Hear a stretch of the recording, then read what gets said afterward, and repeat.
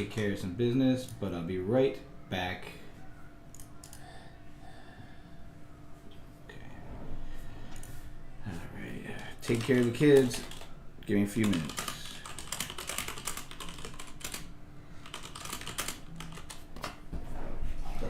Come on.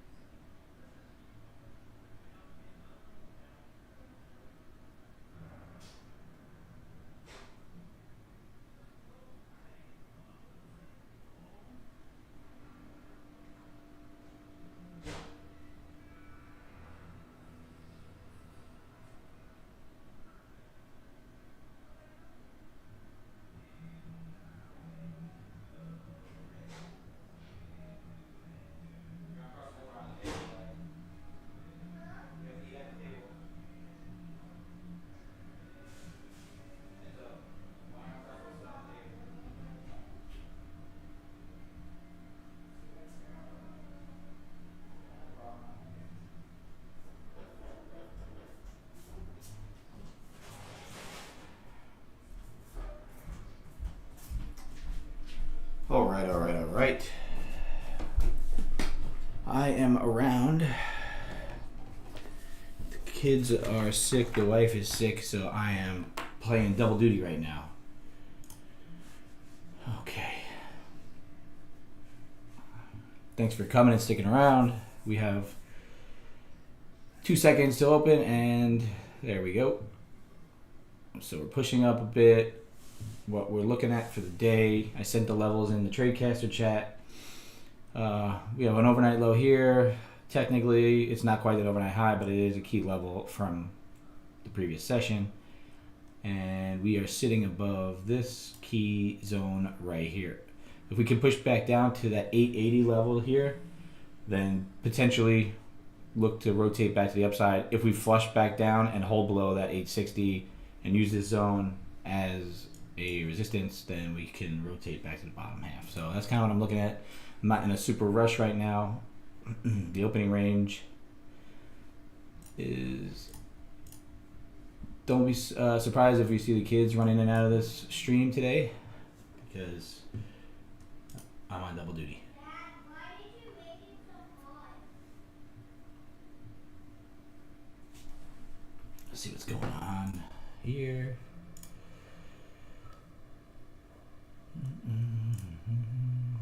Okay, so our opening range is pretty wide, 116 ticks. For me, that's not worth the risk, obviously, for that kind of trade.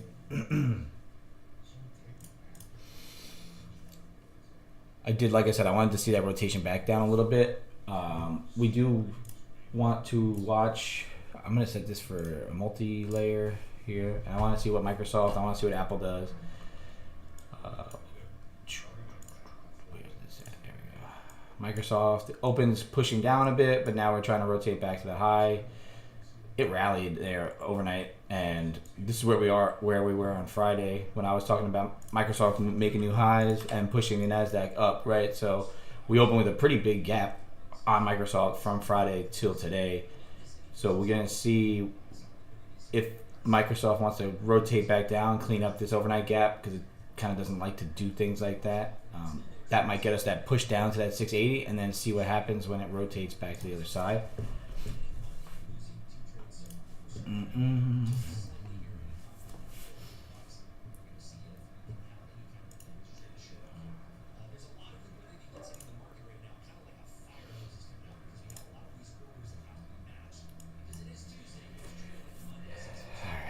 Got a little coffee in me. A little bit of a rushed morning with the kids and the wife being sick and everything like that. Trying my best here to do both. This is how real life trading is, right? You know, not everything is perfect, and not everybody has the opportunity to be solely by themselves, or if they're in there sharing a space, or you have another job or something like that. This is kind of just normal, right? You're gonna have to do more than one thing. Try to make your focus here, have a plan, and then just because you have to bounce in and out or do something else, try not to change that plan. Really look to see what your levels are doing and all that. What I'm looking at on this, right, I wanted that push down into that area to get that long. If we do break out and start to hold above these levels here, then that would be an indication of going long. But also you could see on the S&Ps, you got this 30-minute there, but that's kind of pushing down. On the NASDAQ, it's pushing up. So we got a little bit of divergence there on the initial 30-minute candle.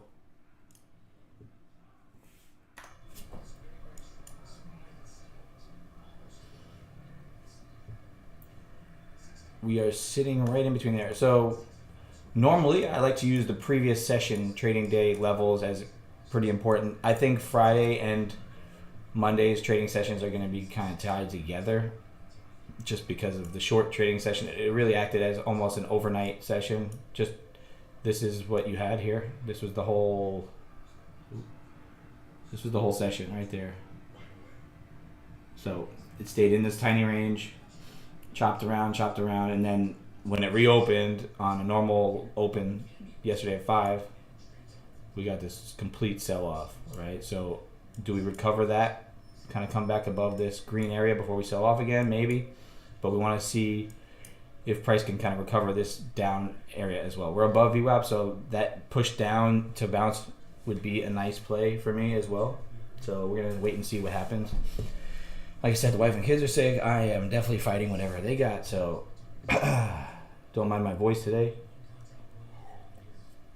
It would have been easy to make an excuse not to get on, but my thing is this year just trying my best to be on every day that I possibly can. If I can't get on, it's due to something else. If I feel like I can get out of bed, then I can get on the charts. If I'm not going to take a trade, that's a different story, but at least I'll be out here explaining my thoughts, talking through how I feel mentally, emotionally, thinking through trades, kind of just giving you a little bit of guidance. If you're in TradeCaster, I did post the link to my market analysis for the week. If you want it in YouTube, I will copy that and share it. Next week, I will be on TradeCaster all the time. I'm going to share that link as well in the YouTube. Tradecaster.com. Head over there, make an account. It's a free trial. Then you can go from there, and once it expires, my stream is going to be free for the time being. Oh, man.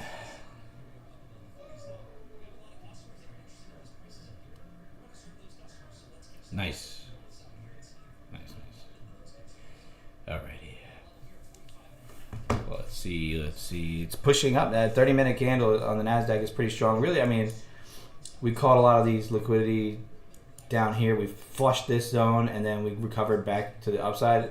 I just don't trust this lack of a push up for it to be a convicting, like, well, let's take this trade now. Will it go? Probably, right? But I need something else to tell me, hey, let's do this. It's the first trade of the week. Why would I want to rush into it?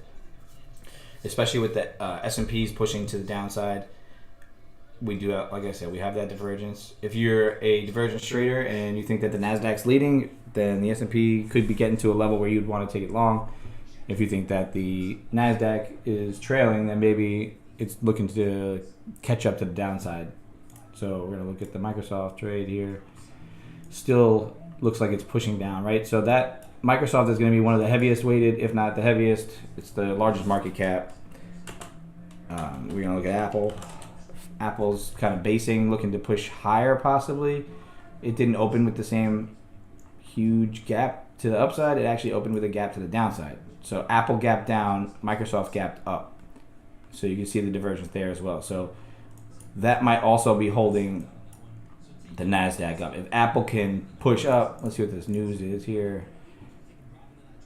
Stocks decline pre-market Tuesday. Apple's decision to discount iPhones in China makes a statement. Maybe reportedly avoid import ban on watches with redesign. So they have a little bit of negative news, but nothing that's going to really drive this price too far down. It does look like it doesn't have any gusto to the upside, and everything's pushing to the downside. So realistically, my thought process on who's leading, it's probably the ES to the downside. So we should get that push down to that 16,880 level. Once we get there, 16,880 to that 73 here, this little gap, I want to start looking to see if I could rotate that back and try and clear up this upside here. So that's, but if it's a strong pressure to the downside, I don't want to take it, right? That little bit of a divergence on the delta is what I'm going to need, right? So this is where you got there. You could probably have seen that short coming in from 942 down to the downside. These are all old levels, but they've been working time and time again, so I just leave them up there on there.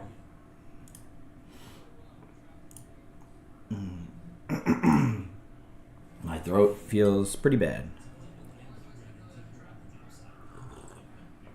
ES is still pushing down.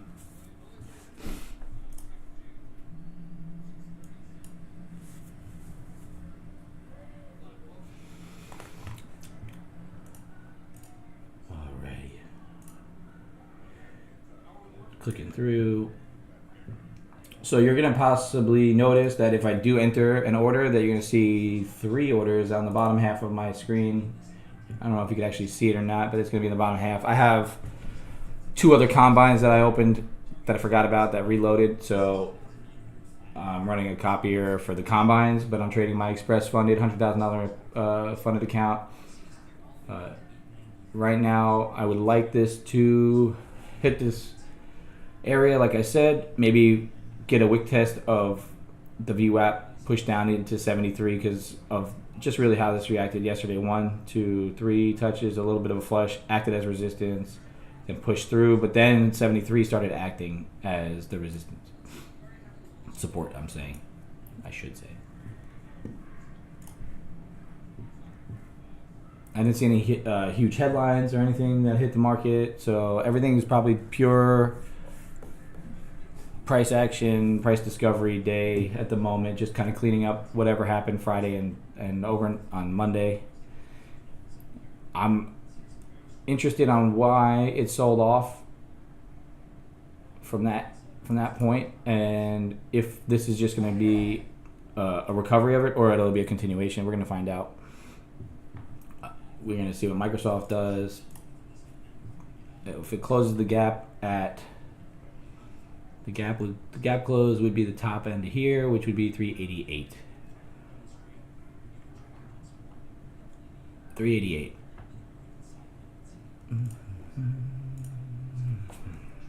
Put it on a 5. Get a little bit smoother on it.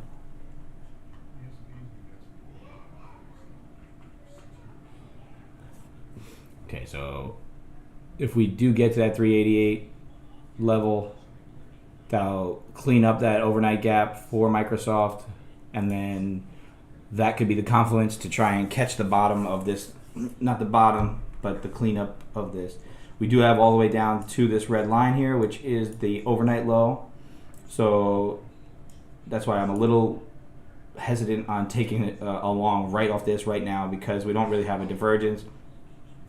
We're right at the same level of delta as we are at price, so everything is congruent right now. There's nothing telling me, hey, this is where it's going to turn around. It's actually pushing down pretty hard. It is an interesting level that I do like, so we're going to watch it pretty closely. Sorry if I clear my throat a lot today. Like I said, I'm a little bit not feeling too well, so. All right. S&P is pushing down to 47.90, so that's a pretty key level as well. I do have no delta divergence, so really what I would like to see here is a bounce off of 73, coming back up above, and then we'll get a second little wick test down here with a delta divergence, and then you could take this back to the upside. That's the thought process on that, if I'm looking that way. The short would have came in nicely here. That was a pretty good setup for me, but I wasn't rushing into this trade. That was what I anticipated because of the Microsoft gap looking to refill, and because of how price action acted overnight, just kind of cleaning it all up. Sorry. I apologize in advance for all the coughing, throat clearing.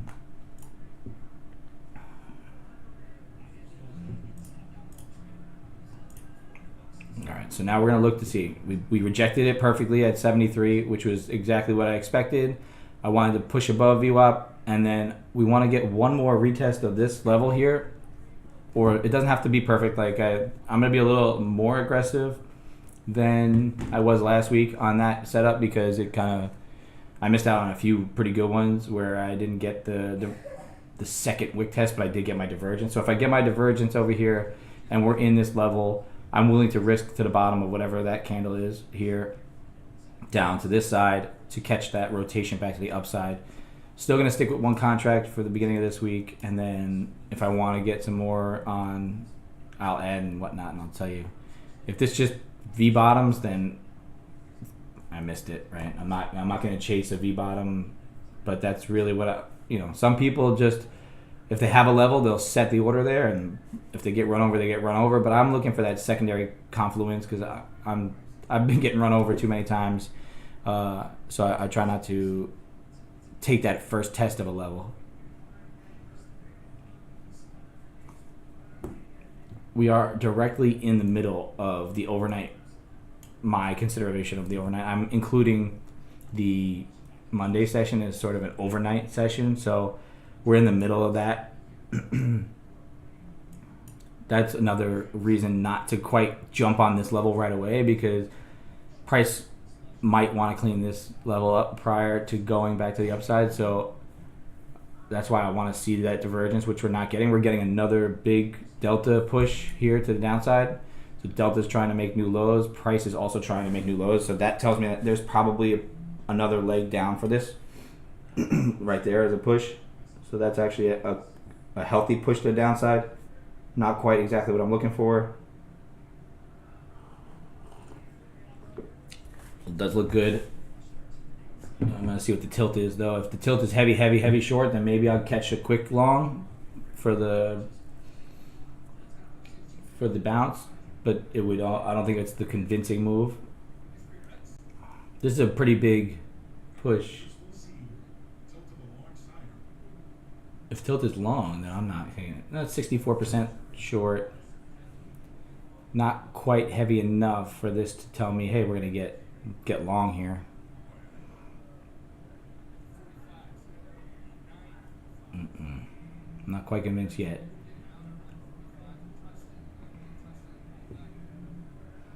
What's Microsoft doing? Didn't quite close the gap, right? So another confluence to stay out for me. That was a decent wick, though, cleaning up this part of the overnight. I don't trust that it came back this far to not try to close the gap. The only other part that's concerning is this wick here that had liquidity on, I guess that would be Thursday. Yeah, Thursday, this wick there for Microsoft could have enough liquidity to keep this held up. But at the moment, still pushing to the downside. You can see right next to us, that's the next push. So if you're in short from this high here, nothing's telling me right now that you need to get out. This really can give you, at least my assumption, down to that overnight low. And then if we hold down here and push, then you could look to continue that short all the way to whatever your next target is. Your next target down here is a liquidity zone there. First target would be the overnight low, then down to 16,780. Microsoft still pushing to the downside. No trades for me yet. Still just all analysis. Everything here for me, especially first day of the trading week. It's important to be pretty patient. I do like to get the first trade out of the way, get the entry in there, but there's no reason for me to rush into something that's obviously not working, right? My thought was get down to that level and then take the retracement, but everything's telling me, every other part besides getting to the level told me that this is still strong to the downside. So tried to avoid getting run over, and so far so good. Didn't get that run over. The S&Ps were leading, right? I was talking about how the S&Ps 30-minute candle was pushing to the downside. Clearly, we cleared now the 790, looking to push below that 47.85. If that pushes that, then you can expect this NASDAQ 30 to also try and kind of catch up here and maybe push down to that 850 and below. So just watch the S&Ps. They seem to be leading. NASDAQ's trying to recover now, so let's see if we can get that little bit of a bounce. So now here we're going to look for that delta divergence. If we could get above VWAP and come back down to that 73, if we start to push down to the 73s and the delta is not congruent, then I'm going to look to see if that will now be my reversal, right? So nothing told me to get out until right about here, where if I was trailing this from the upside, the VWAP would have probably been where my trailing stop was, possibly even 73 to try and maximize this trade. Unless I had, let's say I had multiple on and I was shedding and letting a runner run, maybe I would still leave it at the top, because nothing right now is telling me opposite. No clear-cut divergence. Everything that's happening on the delta is happening on the price chart, and the tilt is on the micros basically 50-50. I would like to see it get heavy short above 70-75%. I would like a divergence on my delta, and then I would like to take the long back up, not because of VWAP here, but because of my zones, that 880 level and above.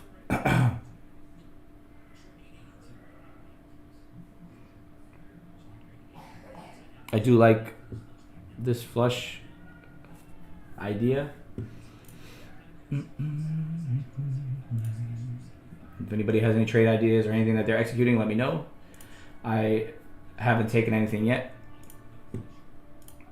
I'm just waiting and seeing and watching what I can possibly pull off on this idea of this reversal kind of playing out. Not a reversal, but my rotation back to the other side of the price action. We're pretty close to closing the gap on Microsoft, 388.80, 389. That level there. So if we clean that up, which we're pushing down now, I expect an okay bounce on Microsoft from that level. That sort of hurts the validation of this level as my bounce point. It's probably going to be lower, so I'm going to have to wait for the same delta divergence type of setup with the tilt to play out in conjunction with Microsoft, because the way Microsoft led us on Friday, it seems to be leading us today as well. So I'll play along. Whatever more information I can gather that's useful to a chart, the better. If it's not really that pertinent, I try to just not even bother looking at it. I ignore it.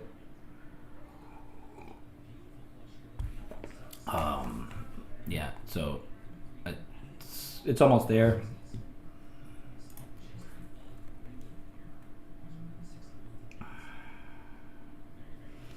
If I don't catch this, so we did get the flush now on the S&Ps of the bottom, and it's sped up a bit. We got a little bit of action on the bottom half, so maybe this could be the bottom part of the push to the downside. I think that's kind of interesting, the way that the S&Ps broke and then pushed right back above the low. Let's see if it holds. If it does hold the bottom, then this will probably end up pushing back down from the 73s.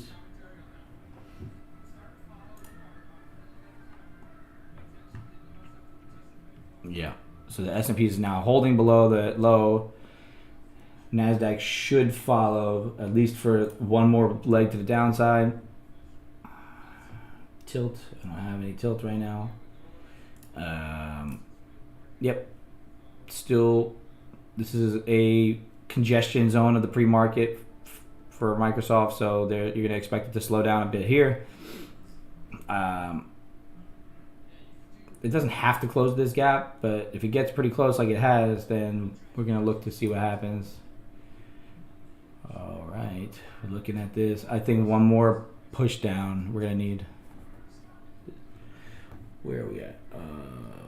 Still only like 60% short on the tilt, so I don't see that being too much of an indicator.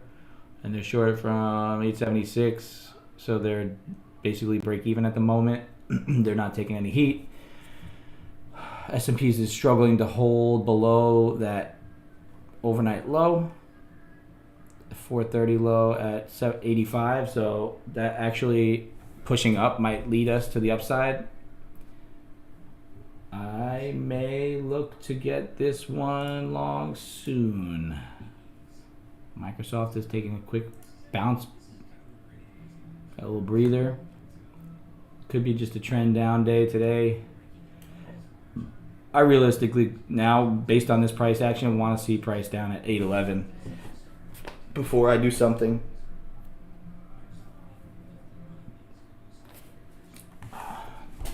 The trade at 836, the re-entry back into the opening range, would have gave you a nice little piece for the morning.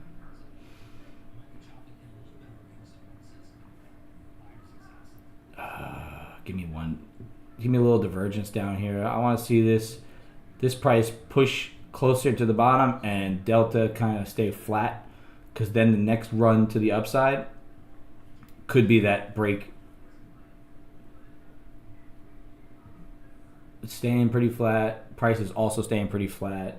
There's just very congested. This point is obviously a level that's been tested. Here we go, in here. Yeah. Starting to speed up a bit. Price action a little bit. Get closer to VWAP.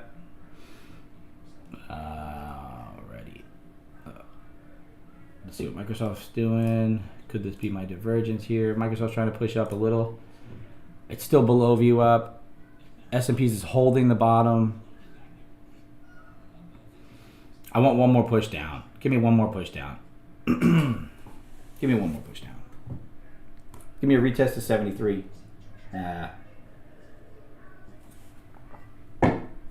Didn't get it. That would have been the entry. I knew this one more entry here. Just something about it felt still kind of heavy. That could have been a stop run above that little level there, so we'll just find out. That did look like a stop run there, maybe. Pretty good.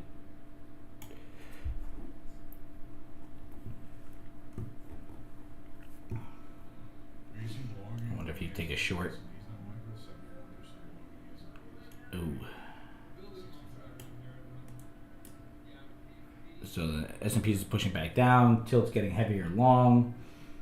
That long idea came a bit too early for me here, so I don't know if I trust this move right now. Yes, I believe that I missed it, but it could have, like I said, it could have been a stop run, and me staying out probably benefited me. Initially, it felt like shit, but at this point, that kind of still feels like a stop run to push us a bit lower, just based on the lack of follow through, right? If I were to get my divergence, a normal divergence, right, like you get here in the opening, where you get that flush, no new high on the delta, and then you start to push, it pushes and it continues to push. It doesn't really dance around. So we're kind of dancing around a little bit. So we don't have that gusto on it. A little bit higher volume on the candle, but that's usually a key that it's going to try and push. However, it's not convincing.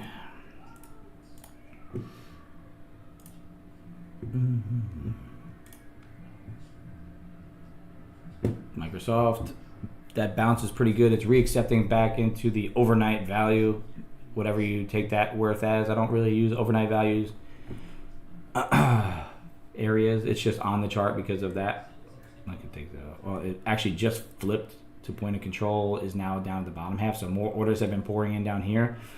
There are probably buyers since they did come back above that Thursday high. Like I said, that's a pretty important level. This 30-minute candle on the Nasdaq is pretty indecisive, right? Like that, as much as you say, okay, we got to our level, we bounced, we're in that, where like that candle for me is not very conducive to what my plan would have been, right? And I could have liked to see it like close, reject. Didn't want much of this upper tail. Interesting.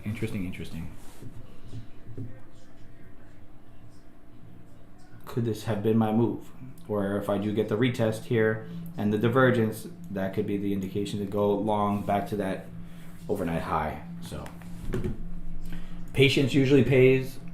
Not rushing into these trades just to rush into them is usually the better play for me.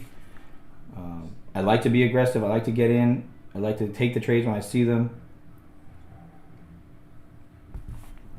Because I'm not really trying to catch huge moves, really. So waiting for like the perfect setup isn't always necessary. But managing the position and getting out when I feel like price slows down, then that's the way I usually like to do it.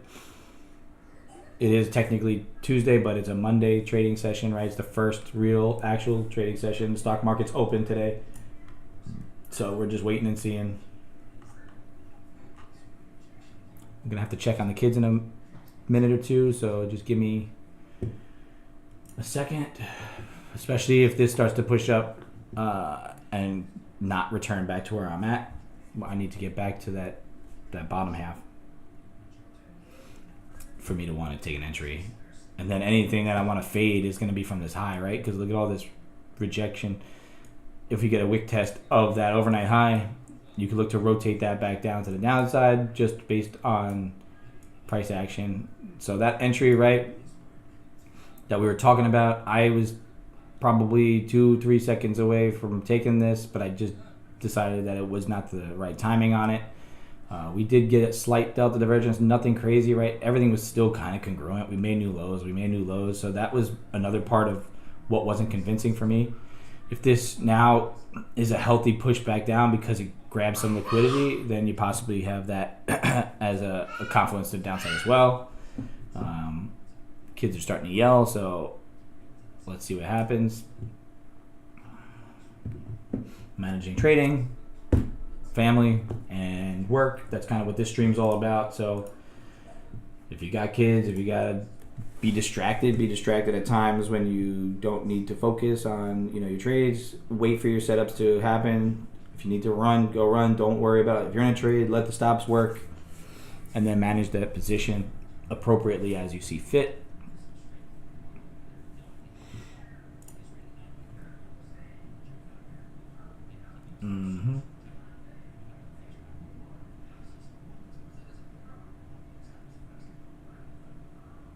Micro, so we're 60% long. That doesn't tell me anything. 895-ish.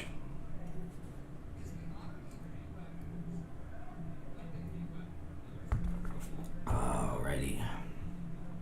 Now you're trying to make new highs. Delta is pretty congruent. It's pushing. This is going to be a congestion zone. Right, there's liquidity before, sold off. There was liquidity here, sold off. We'll see if that still has any liquidity left for the sells.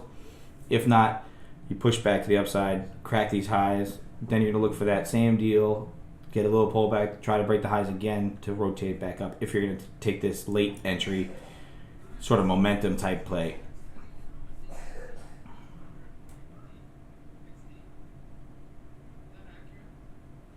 We're basically right back to open. We open right here.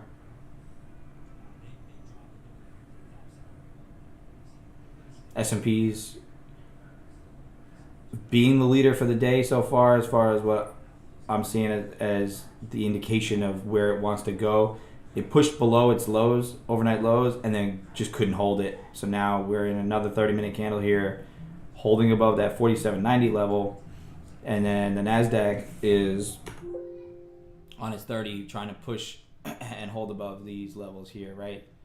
This is a huge consolidation zone from Friday. So if we re-enter here, rotate back to 69 and break out from there to 1746 is that high if you start to catch some momentum.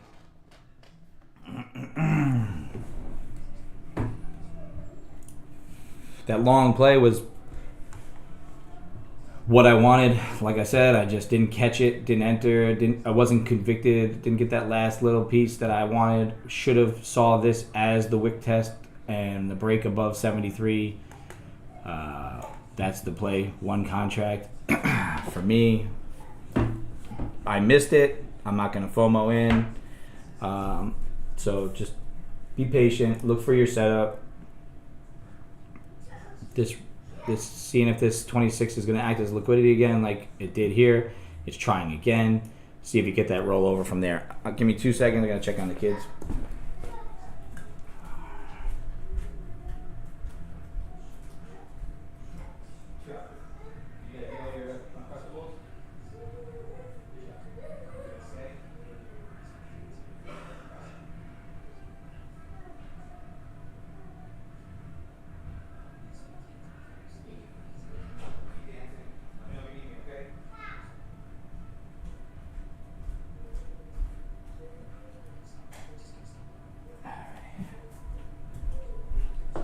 Kids are good. We're back. Not getting a ton of movement on the retracement here. S&Ps are trying to push back down. We're going to check back on Microsoft. Right at its overnight point of control. Like I said, don't take too much weight in that. If we reaccept into that 390 wick from Thursday, they may try to close that gap. Just kind of how it feels as far as Microsoft is concerned. And because the S&Ps are pushing back down again, Apple has not been bid up whatsoever today. And if it does break that low there, I'm not sure what's driving Apple to the downside. It must be the sales. But it has to 180. If Apple pushes 180... that's a good balance point for it, or if it flushes it, then it could fall off the table, which is interesting. But Microsoft's been leading to the upside the last few days, so I think the only thing that's really kind of holding this market up is that. Let's see, Tesla.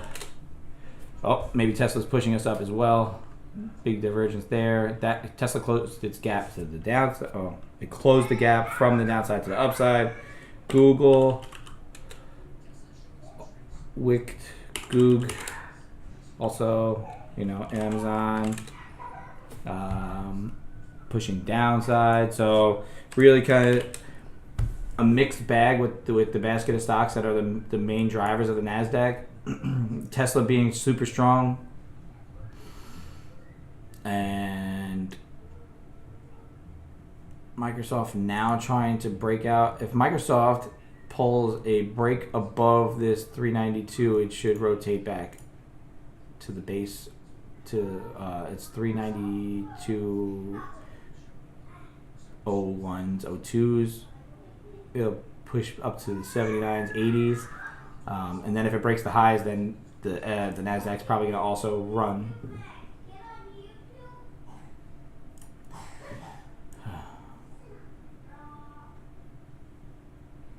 Just watching it, being patient.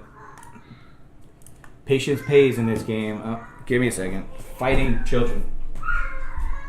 Stop fighting. Get off of it, man. Don't sit down. Why are you sitting on it? You're sitting on your brother. Why are you sitting on it? You turned the TV off. You went on YouTube on purpose and you blamed it on that, huh? No?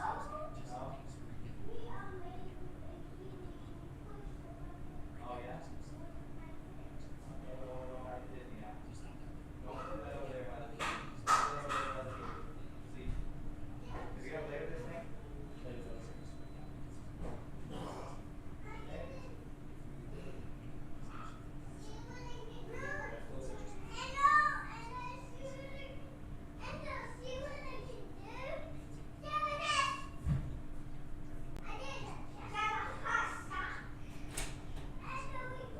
Don't do it that way, okay?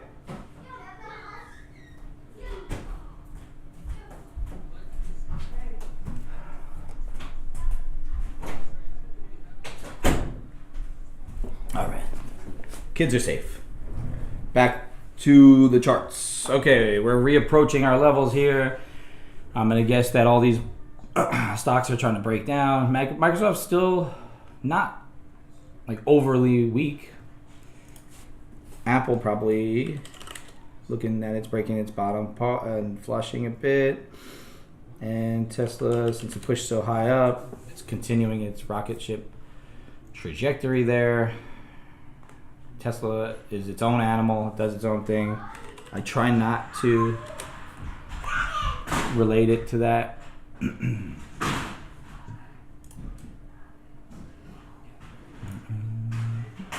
Okay, pushing back to the upside here. If we can break the 26 and come back, then that look long there. But it's all about being patient.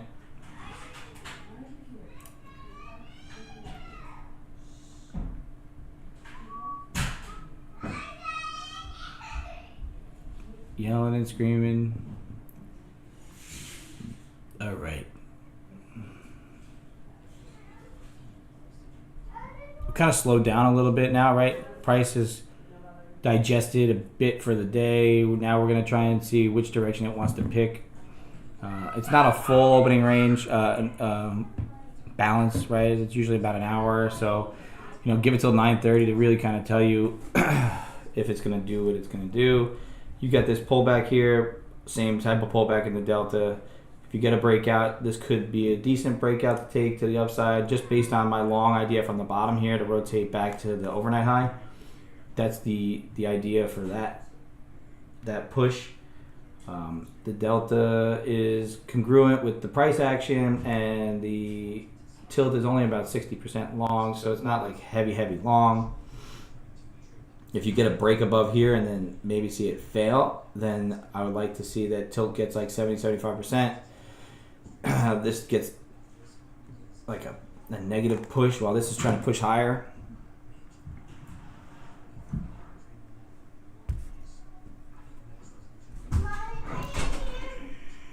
Nope.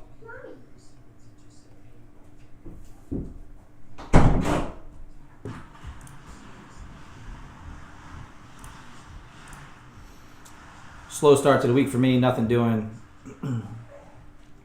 My one entry that would have really been good right away off the jump, like basically 835, is this sort of divergence of higher price, not a higher delta, and then rotate down to the bottom, because I was looking for it to push down to that point anyway. just take the trade and be quick with taking the profits off. And then this congestion here, I was looking to take the long off of the 73 level back through 80, and I was waiting for one more real push to the downside to get some more people involved short before I wanted to go long, which I was one candle too late. Basically, I was thinking about it. I was about to possibly set an order, and price ended up taking its way up. That was that trade there.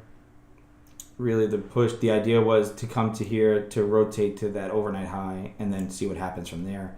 So that's what is currently playing out. It just happened to touch earlier. Looking at Microsoft. Sorry, again. Never broke above that level there. If it pushes down, this is an inside 5, a double inside 5. If it breaks the bottom, this 391, maybe we get that next push to the downside. If not, if this continues to consolidate and then it breaks out, then you can look to see that Microsoft rotates to the high side, and then the index will, the S&Ps and the NASDAQ will follow, or the NASDAQ and the S&Ps are leading currently, and Microsoft's going to be held up by it. So that's kind of just the thought process behind what you're thinking when it comes to these confluences. Right? They're not perfect. It's just what the NASDAQ and the S&Ps are comprised of are these type of names. NASDAQ more so, obviously, because it's tech heavy.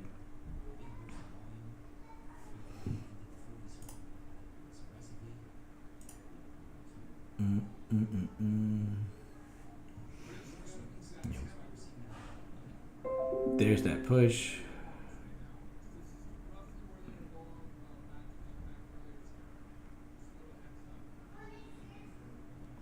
Microsoft's now pushing above.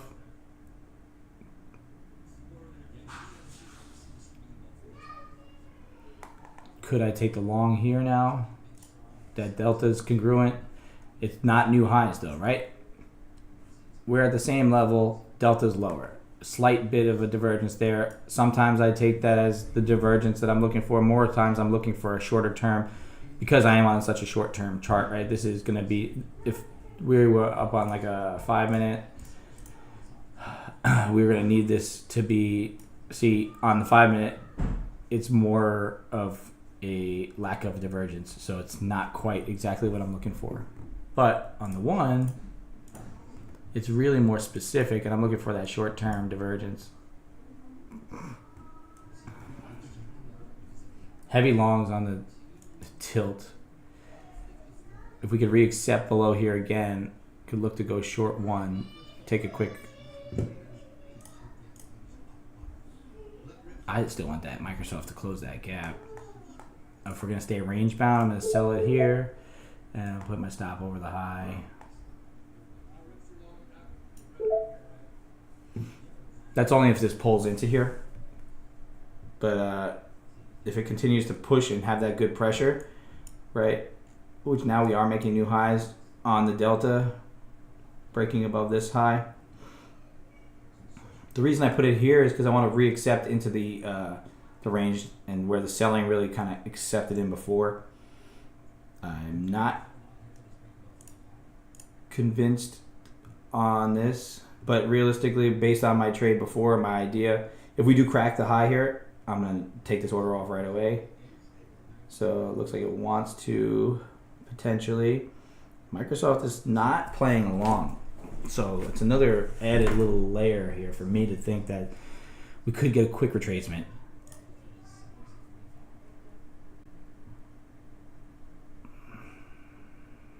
Could I have better price entry up here? Yes. Could this just tick me in and tick me out? Probably. However, I'm going to just let it play and see what happens. Get that rotation.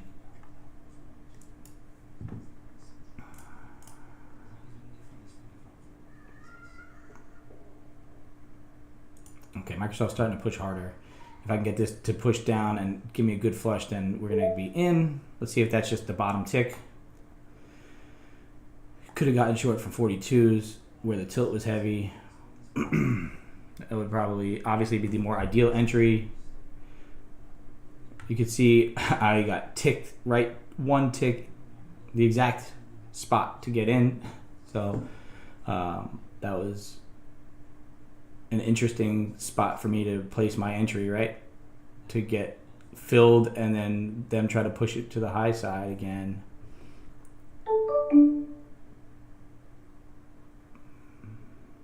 It's going to break out here. We're out flat. Down 300 on that. Interesting. That was kind of a silly entry point, right? For me there.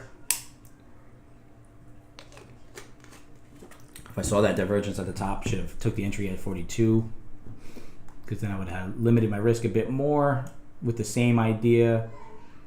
That is a 195, huh? Let's see if these tilts. I'll take one more shot out of it. If it does want to play along, the S&Ps are pushing back up. Nasdaq's 30.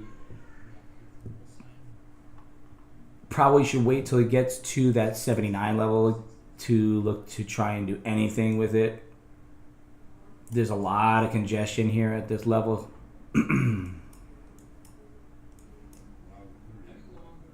It's kind of heavy long again on the tilt.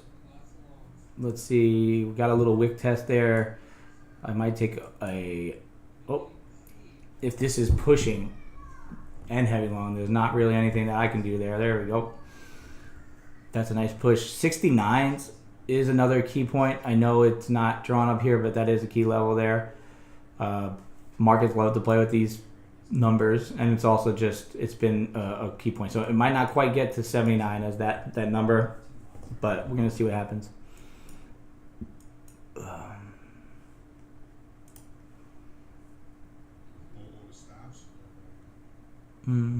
This entry at the bottom here was obviously correct. I didn't play it right. If somebody else did, that'd be great.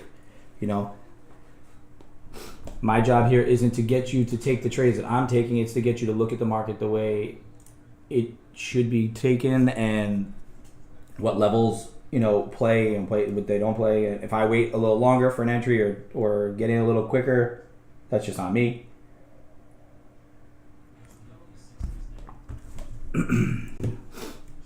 Now we're going to try and battle back for the rest of the day. One good trade and we're back in business. 69s are approaching. We're back through the close. I'm looking at that 79 level as another point where I would like to fade it. Unfortunately, taking the trade that I wanted to take would have been paying me nicely, but I did not take it, so we are not trying to FOMO. And then this one, we literally just got, I got ticked in. That would have been a fantastic long entry, right? But I got in short, expecting an acceptance, at least probably back down to there, and it didn't. It just ticked me.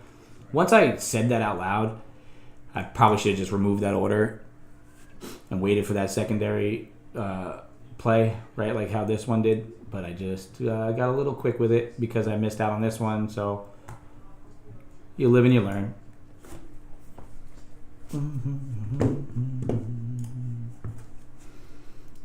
Quick loss on that.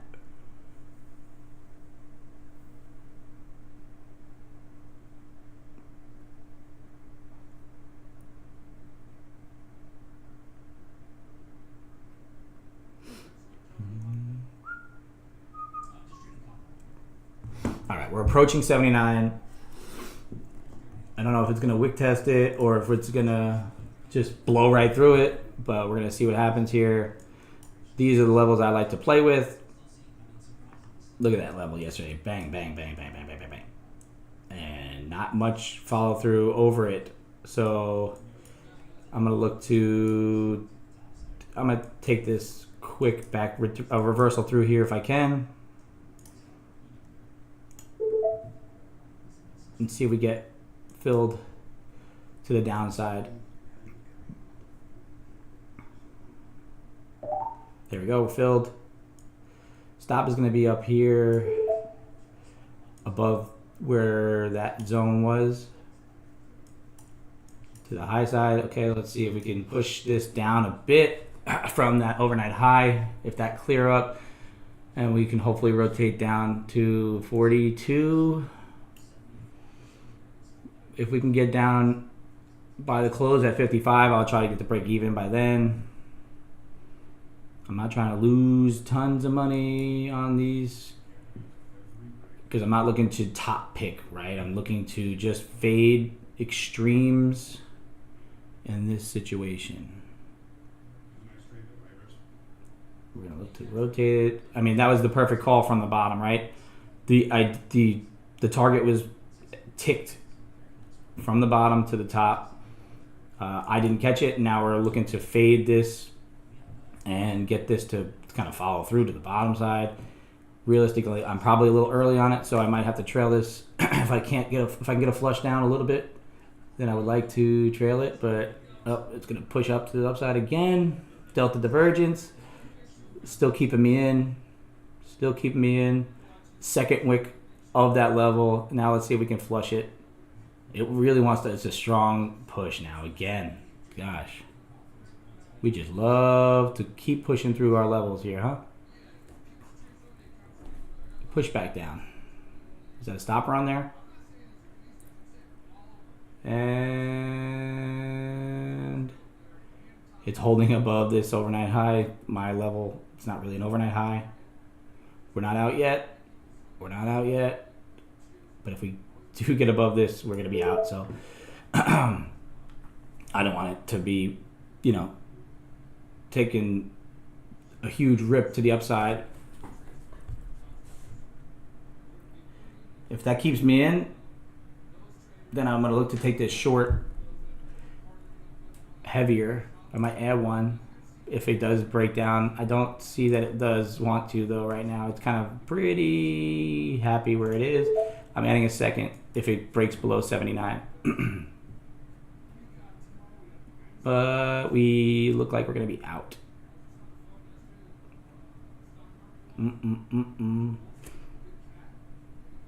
Pushing. Delta's pushing hard. The only reason that my stop is where it is because it's above the liquidity zone from this part right here. So if we can break back down below it, we caught some of those orders. And then we're going to look to add to this trade to be more of a rollover. Where is this? Here. Not that I'm increasing my risk because I'm going to tighten my stop a bit if it does do this time. But, if it holds 79, we're going to get stopped anyway. So, actually, I'd like to add below this because that'll convince me that it's going to be short. I don't want to get ticked into a second and then double my loss size. I want to be adding to the winning portion of this trade. Looking to get in, and we're going to probably take a second L here based on this price action being so strong to the upside. Sorry about my coughing. I should have coughed away from the microphone.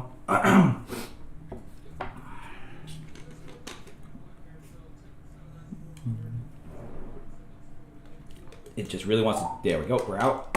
That's 2 back-to-back losses. We're now going to be pretty patient. Realistically, I called out what I should have been doing in the early part of the day. This entry right here was what I was looking for. I was one candle away from taking it, didn't take it, and we wanted to take that from that 73 level down up to the 79s, 979. That's a beautiful trade, so hopefully you took that one. I'm down because I chased 2 losses, trying to fade 2 key levels, which now looks like it wants to possibly now reject. That 17,000 level is a pretty key number. Let's see what it looks like on the Microsoft is now pushing up. We want to hold above 75 because we broke above that liquidity zone there.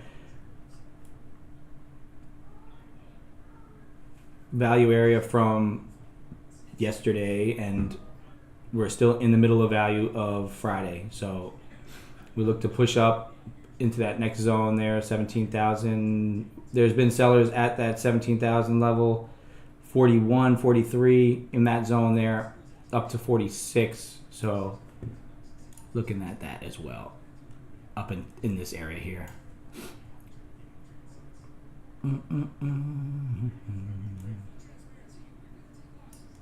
This is how it works. Sometimes you just take your shot and you get out. This one was probably a shit entry, gonna be honest with you. The second one I had to take, that was the right move as far as fading. The only thing that I was considering as far as this trade here is I should have took that 100 off the table once I started to see that this delta was picking back up. I thought about it. You saw me grab my stop to try and move it down, and then we recovered right as I did that. So that was really where I was at with that. Now we're just going to look for another one of those delta divergence type plays, right? Down 595, that's nothing as far as panic mode or like I'm not losing any account over that. Really just looking to see if we can catch that one more, get a little bit better risk to reward. I prefer risk like around 150 to 200 on a trade. These stops have been a little wider because I've been trying to let them play out.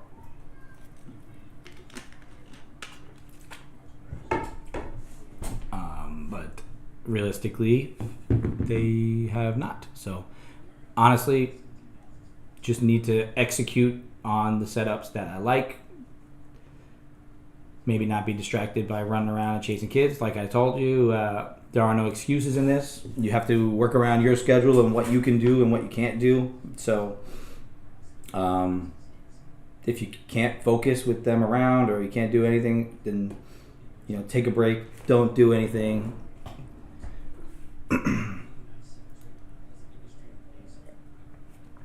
We're getting that push up and the delta is not cooperating. If you get a flush of 17,000 and a wick test of this 1710 and the delta stays kind of iffy, maybe look to take that fade at this point, because since I haven't taken it on these, I might want to take it here. The NASDAQ is actually 50-50 on the tilt, so I'm not convinced yet. If I can get a little wick test here now and then break back down.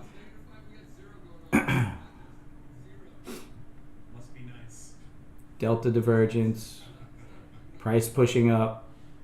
I'm not getting that indication that it wants to continue on very much further.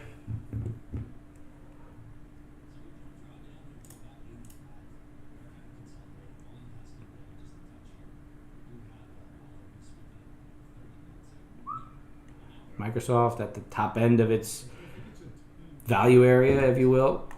I did believe that if it broke above that 392, it would push up. See what Apple's doing. Apple's now pushing the highs of the day.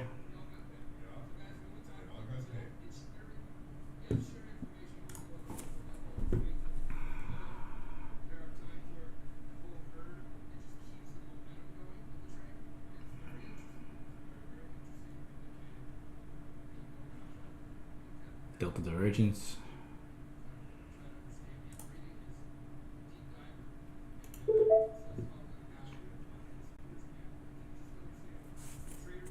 Taking this short based on the delta divergence and the delta divergence alone, basically. I would really like to see one more little bit, but we're in.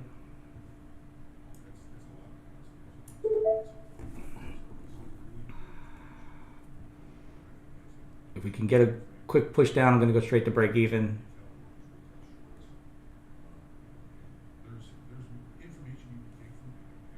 There's a break even button on Quant Tower, so you don't even have to drag it. You can just click it. I like to go break even plus a couple bucks to cover my fees just for a free trade. This delta divergence is still playing out. Might add a second, and then no, I'm not adding a second to this. Not being down on the day, not looking to stack up losses. Look at that liquidity, man. Jeez. Not my day here. Kind of just chased the delta divergence just disappeared. There we go. It's still there. So we got a little break of the high, not a break of the delta. I want to make this trade worth my time. I need this to be above 10. There we go. That's a good one, right? The delta did not push up. Price tried to push up. Tilt went a little bit heavier along. Not quite. It's still at 50%, but this is now rejecting that 17,000. I think that this could be the point where we rotate back down just for the time being. It's not necessarily going to say that we're going to rotate all the way to the bottom, but let's see what happens at that overnight high if this is that rejection, right? You got no new high on the delta. It's starting to push down. You wick the high here. And the only problem is we have this high volume area right here at 996, and 17,000 is a key number. So if you do get another push above it, it could give you that rip to my stop before it does come back down.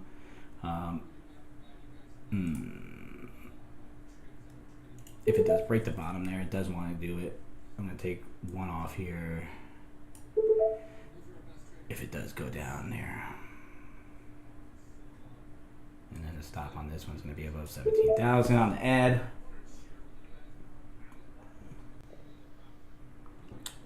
This is my thought on adding to this, is that delta divergence. If it does break down the bottom of this, we are looking to push down, and I'm going to move my stop and tighten my risk. So basically I'm not adding much risk. I'm just tightening it up and doubling up what I could make.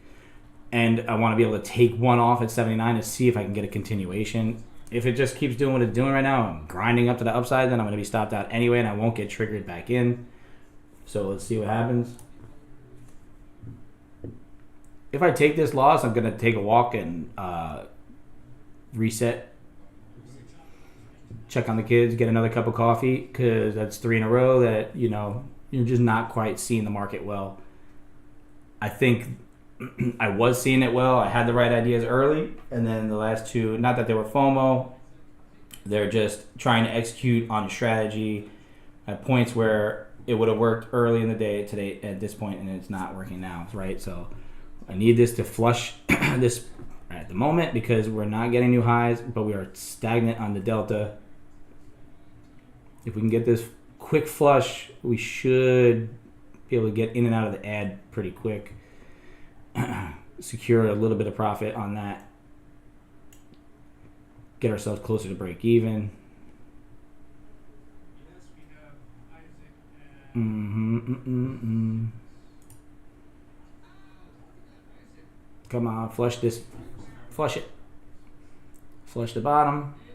If we can crack this high volume node, then push down, like I said, we should be able to retest the overnight high. If not, if this is just going to be a trend to the upside, then we're going to get run over one more time. Then we're going to take a walk.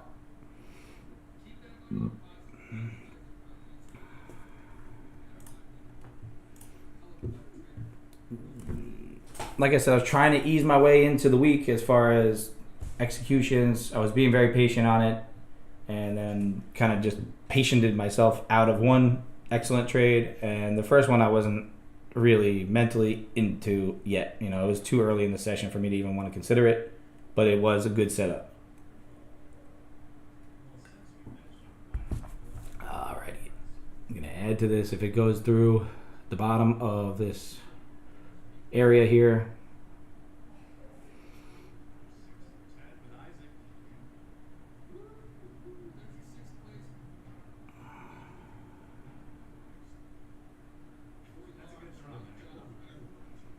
looks like it wants to push up again. 17,000 just really holding strong here. Normally if you get to a key level like that, you're going to get like a stop run. If it's going to keep going, and it grinds how it is right now. So we're probably going to look to see if this push now is the push to the downside. If not, if it comes back to 17,000 and looks to break out, it could be a true breakout. The delta is telling me another story though, right? There's not a lot of buyers there. There's more sellers pushing down. We're going to try and clear this 96. So if we do it, then we're going to add. If we add, then if our ad gets triggered, I should say, then we're going to move our stop down to 17,000. Because if it does crack 17,000 again, I think we're going to get blown out. We didn't quite get to it, right? There's a reason I put my trigger below here, because I think if we can flush these kind of buys here, then you get that little bit of a pop to the downside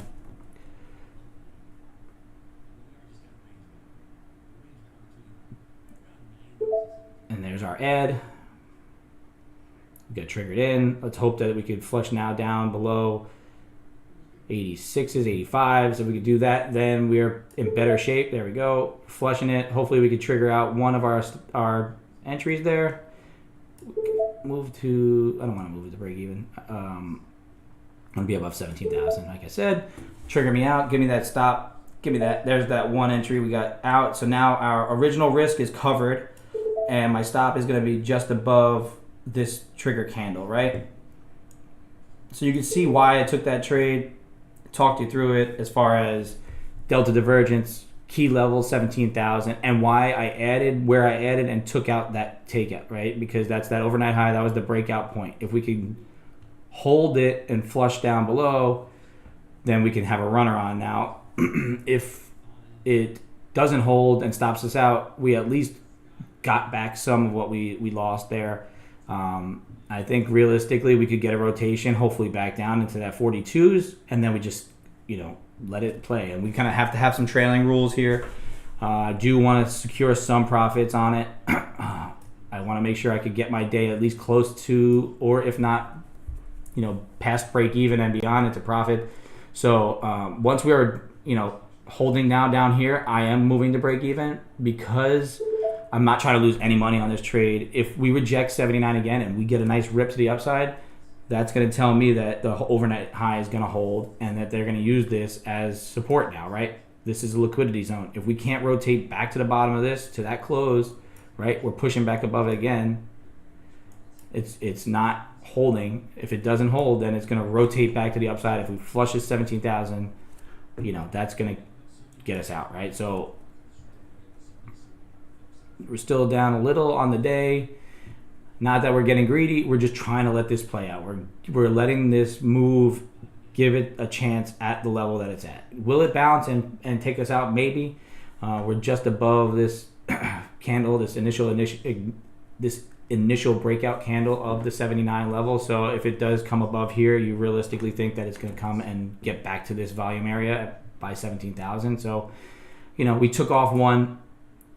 That was a good ad. Now we're just kind of hanging out waiting to see if this will flush again, which we're going to get probably stopped, which is okay with me. I'm fine with that. So we made back one of the losses. Now we're looking to find another trade, right? So that's two.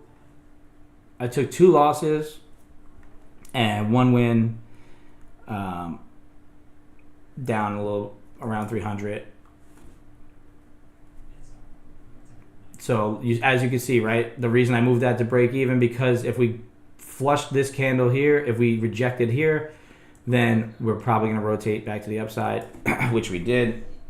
We rejected the overnight high, and then we came to wick 17,000, where we would have had our stops, right? Could I have taken both contracts off at 79? Yes, but then what happens?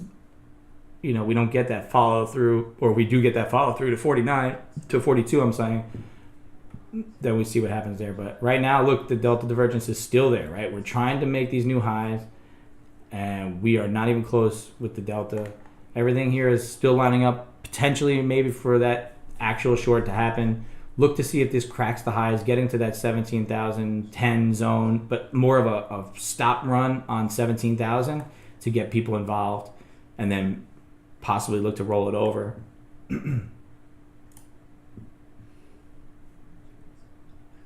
It's hard for me because I really like to fade extremes, right?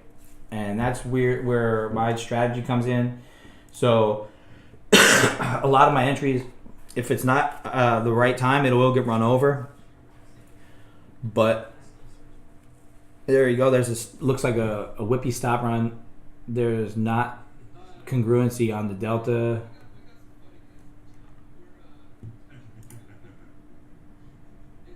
The tilt isn't very heavy long. I'm going to watch this a little bit.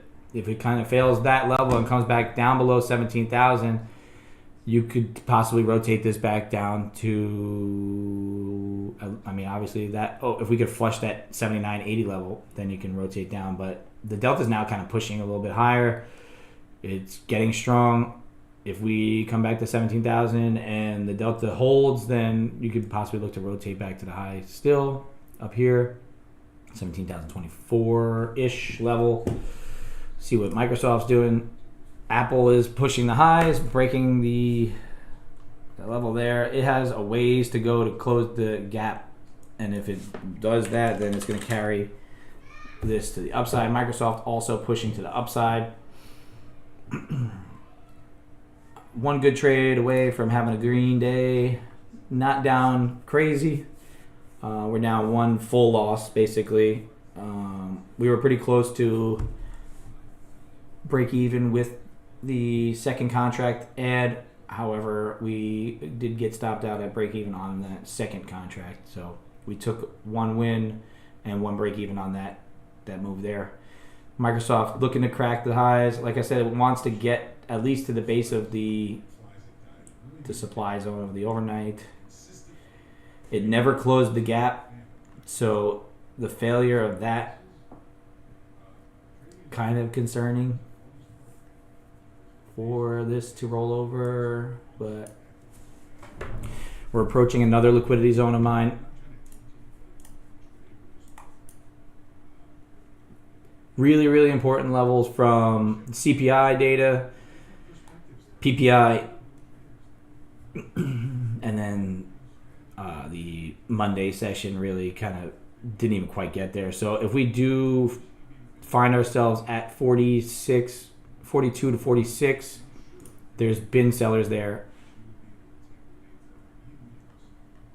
There's been sellers there quite a bit.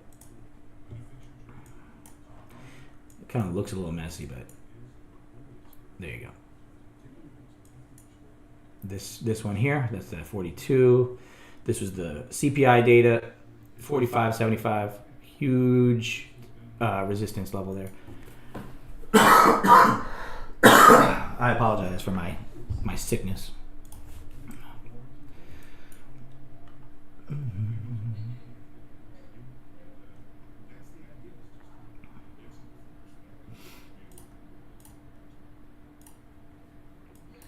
All right, so now we're getting that little bit of a rejection there from that 20s. That was liquidity there. 1 o'clock in the morning, overnight on Monday. So if this is a failed breakout of 17,000 and you get this little bit of a rollover, that's more convincing that this is a stop run and that this first move, breakouts like to fail. So that's why I end up being a fade the extreme kind of person. Although the last few weeks have been very trendy days and I'm not very good at entries and trends, I do like to fade extremes. If there was just like a range bound day every day, I'd probably have a much better chance of success, but I do enjoy this.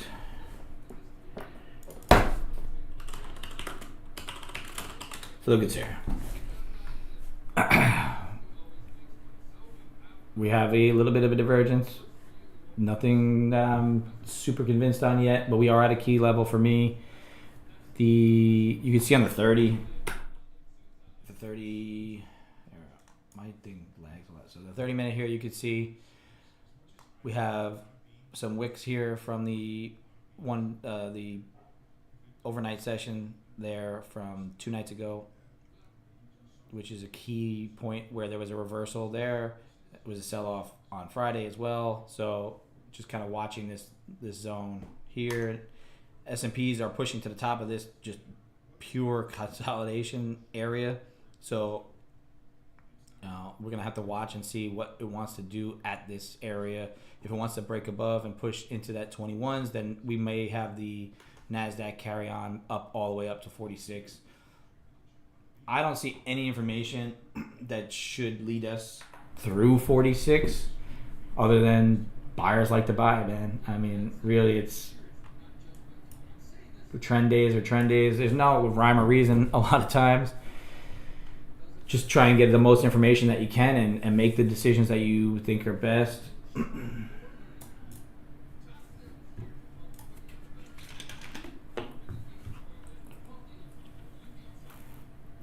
It is 9:46. We're 15 minutes, just shy of 15 minutes away from that 10 o'clock hour here in Central Time. I tend to get a little bit of action around that time. We do get a delta divergence here, right? Not making new highs, trying to hold this 15 level. If you can get through 20 again, 20s act like magnets. If you can get a little whip through, a little stop run looking, maybe we re-enter back below 15 and rotate. I might take that as a quick idea. NASDAQ a little heavier long too. I like that. I'm gonna set this here as just an idea. We do have Delta trying to push above. My only thing is that the tilt is a little heavier long, not super heavy, but we're just at that liquidity zone that I like. If it does crack and go, it cracks and goes. We did break the high. The divergence is sort of gone. There it goes.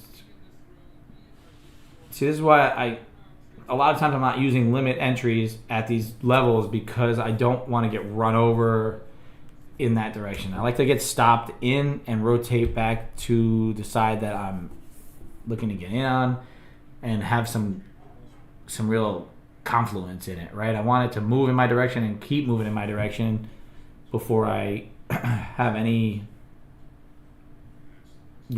entry, right? Because if I limit in here and it just keeps running, I'm just gonna get ran over and get out. I find limit orders and stuff like that, as far as providing liquidity when you're doing the equity side, it's a little different. But really, I do like the idea of trading in my direction. The slippage in the NASDAQ and the S&Ps is very minimal compared to trying to get filled on shares and whatnot. One contract, two contracts, I'm not going to get slipped very hard. So I'm not too concerned about stopping into positions. At times I'll market order in. So those are just little things that I do that are maybe quirky to other people, but I really like the price to carry my trade in the direction of the trade.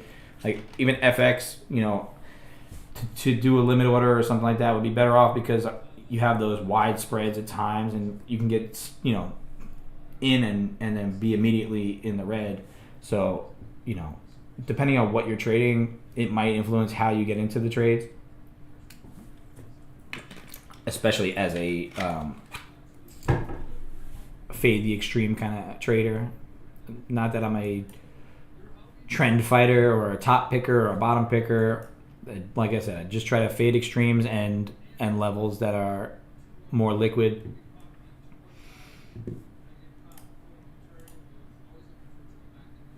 So we are in my liquidity zone here. Up to 42, 46 is that level that's important.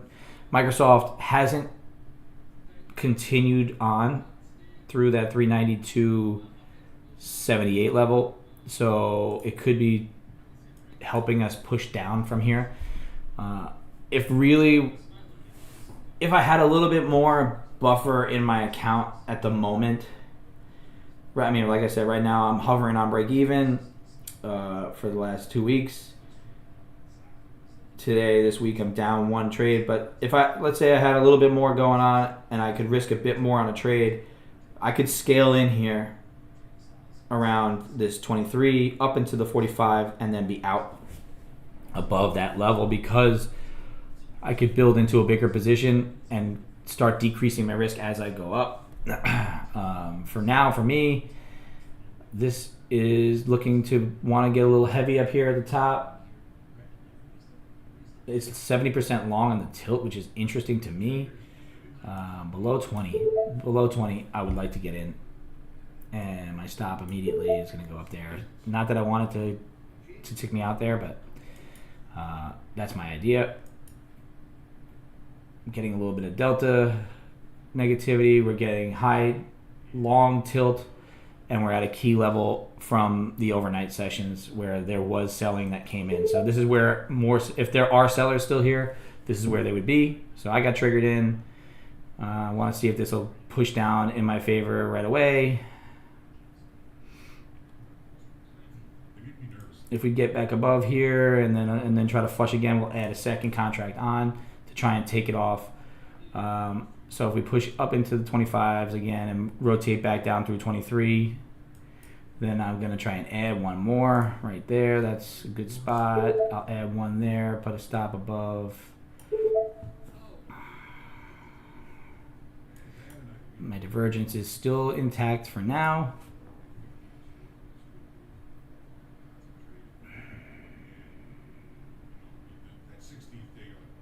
Like I said, I would like to scale in up to 45 just based on the previous sessions, but I just feel like at the level we're at right now, there's a good set of sellers that are still around from that overnight session.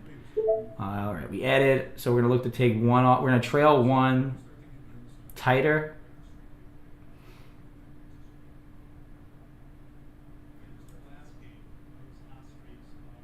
Nope, we're gonna get out. We're going to get out on this, push to the upside, unless it fails here. Whoop. Could we fail here? I might have been a little early on it, a little tight on my stop. That's probably why I'll get stopped on it. Or it might just be continuing to trend to the upside. But there we are, out, down 4, 715. All right. So that ad didn't work out this time. Sometimes it works, sometimes it doesn't. Based on my divergences, that was just the right play for me. Up to 46 now it goes. All right. Crap shoot. I'm on XFA. 100K. What's up, dude? Hi, Dad. What's going on? I need you to help me organize my board. Okay, I afterwards. have so much stuff. I'm working here. I can't even put everything in. I got you, buddy. See ya. I'll help you in a little bit. Sometimes you got kids that come in on your streams. It's all good. It's what we do it for, right? We do it for the kids. Right. So taking that loss there puts us back down a bit. So we're just gonna keep watching for this. Let's see what happens.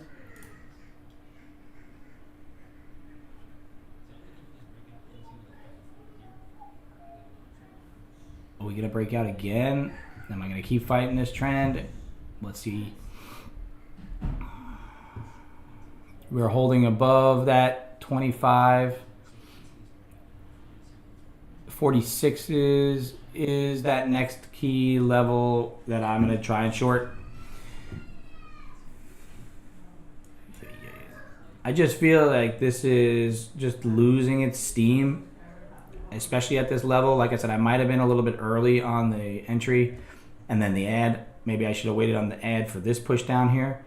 I'm not trying to FOMO in. I'm just trying to catch my move when it actually happens. So the breakdown again, if it does want to happen, I'm going to push this to the downside and fade it out, which is fine with me.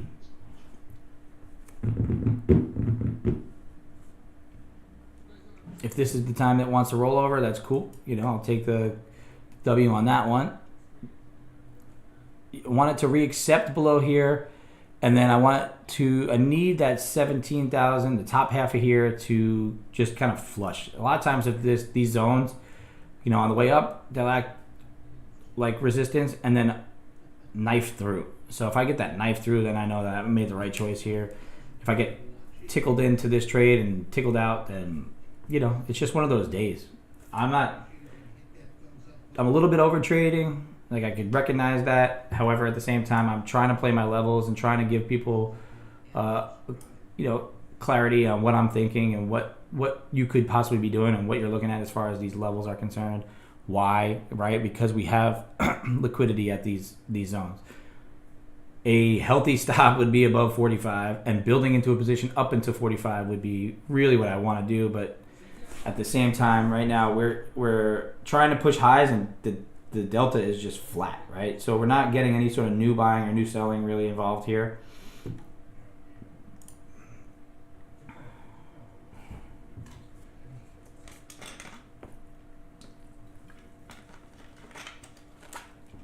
I like it when it does start to make these kind of weaker highs on a breakout of a key level, because that tells me that it wants to fail.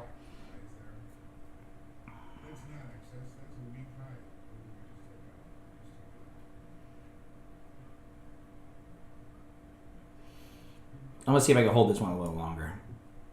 If we get triggered in and we start to push down, if I leave my stop where it is, if I can get a breakdown of this yellow zone here, look for a second entry for a second position and not be in the profit, and then try and add and then take off as we get to the bottom half of the zone. That's just my thought on it. Try to work on things.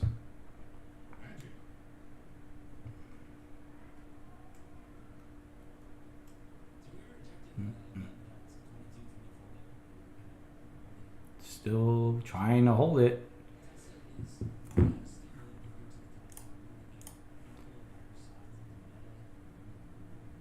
Microsoft is pushing a little.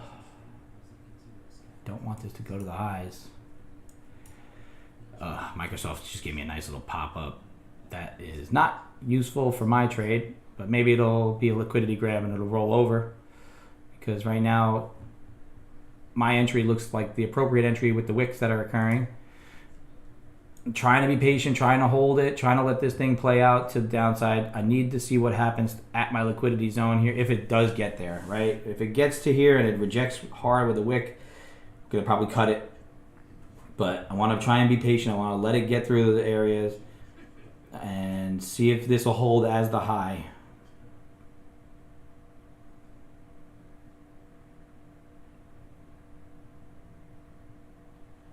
Trying to be patient on it, hold it. The delta's ticking up. 52% short. I don't like that. But hopefully it plays in my favor a little bit right this time.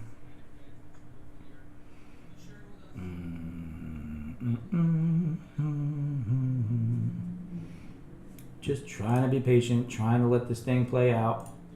It is in an area where it's been shorted time and time again, and breakouts have been failing as far as like longer term holds.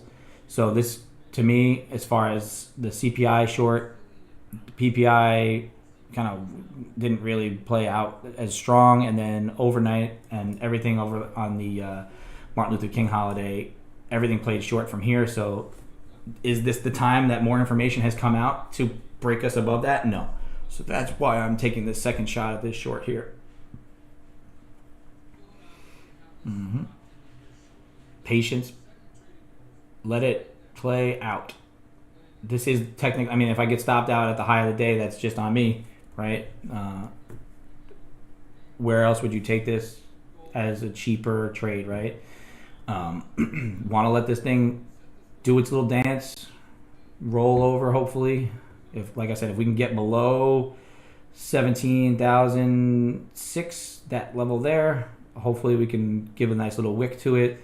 Then I'll be at break even. I don't want to lose on that, right? If I'm already up, decently. You see how that wicked out, that it came in there? Holy cow. We have some crazy price action going on right now, and I'm going to trail because I don't know what just caused that. And we got some bad data latency, so we got a big flush to the downside. It is pushing. I don't know what just happened, so we're going to keep trailing a bit here just because of that wick. I don't like that at all. I don't like that. I mean, I like the flush. It's great. It's pushing in my direction. Hell yeah, I'll take that every day of the week. Here we go. We're pushing to the downside. Look at that short, baby. Hell yeah. I'm taking this liquidity. I'm just going to trail the shit out of it. I do not know what caused this sell, but I was involved because I wanted to be short from that zone. Let's take this thing all the way to the lows. Let's go overnight lows. I'll take that every day of the week, baby. Come on, flush, baby. Flush it, flush it, flush it, flush it. Keep going. Sometimes you just need one good trade to clean up your day. I don't know when this is going to turn around or rotate back on me, so we're going to keep taking this trail. This is a 1 minute. I don't know what's going on with the data, but we'll see what happens. We're going to trail this as tight as possible now because I'm not really sure what's going on with this short. People are piling into it. Would it be nice to hold? It would be great. However, I'm not certain as to what's going on with it. So, especially because my data latency is being really crappy, and I'm out. Apparently, I'm out. So, I got stopped out at some point during that little sell-off where we went from down to up. That's why you take those trades right there, baby. Woo. Hell yeah. Let's go. Now I'm going to take a second. After a good win like that where you're in on that trade, I mean, realistically, the only reason I trailed it so quickly is because it was moving so fast, and I'm getting this data latency issue going on with the Quant Tower platform. So a lot of times I have no idea if my price is accurate or not, or what's going on with it. So I don't want to be whipped out not knowing what's going on, right? I might actually have to reset the platform when liquidity happens like this and things start to bounce around. Realistically, with that sell-off, should I have gotten taken out? Probably not, right? I should have probably been trailed to 79, but my expectation on that move was not for it to happen as fast as it did. So that liquidity grab, that's a great rollover. I can't expect to take much more than that on any. I took $1,100 on it, right? Times 3 because I'm trade copying onto 2 combines. So I'm pretty happy with being up on the day after being down on the day, right? That's a pretty key thing for me. I took my negative 700 to positive 465. Can't ask for much more on a trading day, right? That's what we do. We sit here and we look for opportunities, and when we get them, we take them, because you never know when something like this is happening. Could this be the home run trade where it continues to roll over and we clear out the overnight lows? Yes, it could have. Am I happy with being stopped out, taking my day from red to green? I'm okay with it. Realistic, just based on that price action, you don't know what's going to happen when it's that whippy. So I don't know what happened. I don't know if we got any news. Let me just check Market Watch. The Fed Waller says sees rate cuts this year, but nothing rushed. So a little Fed talking head just whipped us down to the downside. That 10 o'clock, like I said, 10 o'clock is the time when I see price action, things to happen, because I guess of the closes and the Euro sessions and whatnot. But also when a talking Fed head comes on and says something that we talk about, if you look at my market analysis right where I talk about them expecting there to be rate cuts in March, and all the data pointing to possibly not. And then once somebody mentions it, somebody that's in the Fed, especially like a Waller, or they're a little, I think Waller is a voting member, I'm not certain, then you're going to get price action like this to happen, because sellers are looking for any reason to come in and say, oh, we're not going to cut rates in March, let's push this back, and we're going to start to price that in. But you get these whippy moves, and a lot of times they tend to retrace. So that's why I'm cool with taking my profits and running, because realistically, I think that's where the price is at now. I can't tell. My data is a little bit laggy right now.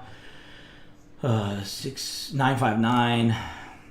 Yeah, so it's, realistically, I would have been stopped anyway. So take my money and run. I'm not trading full time yet.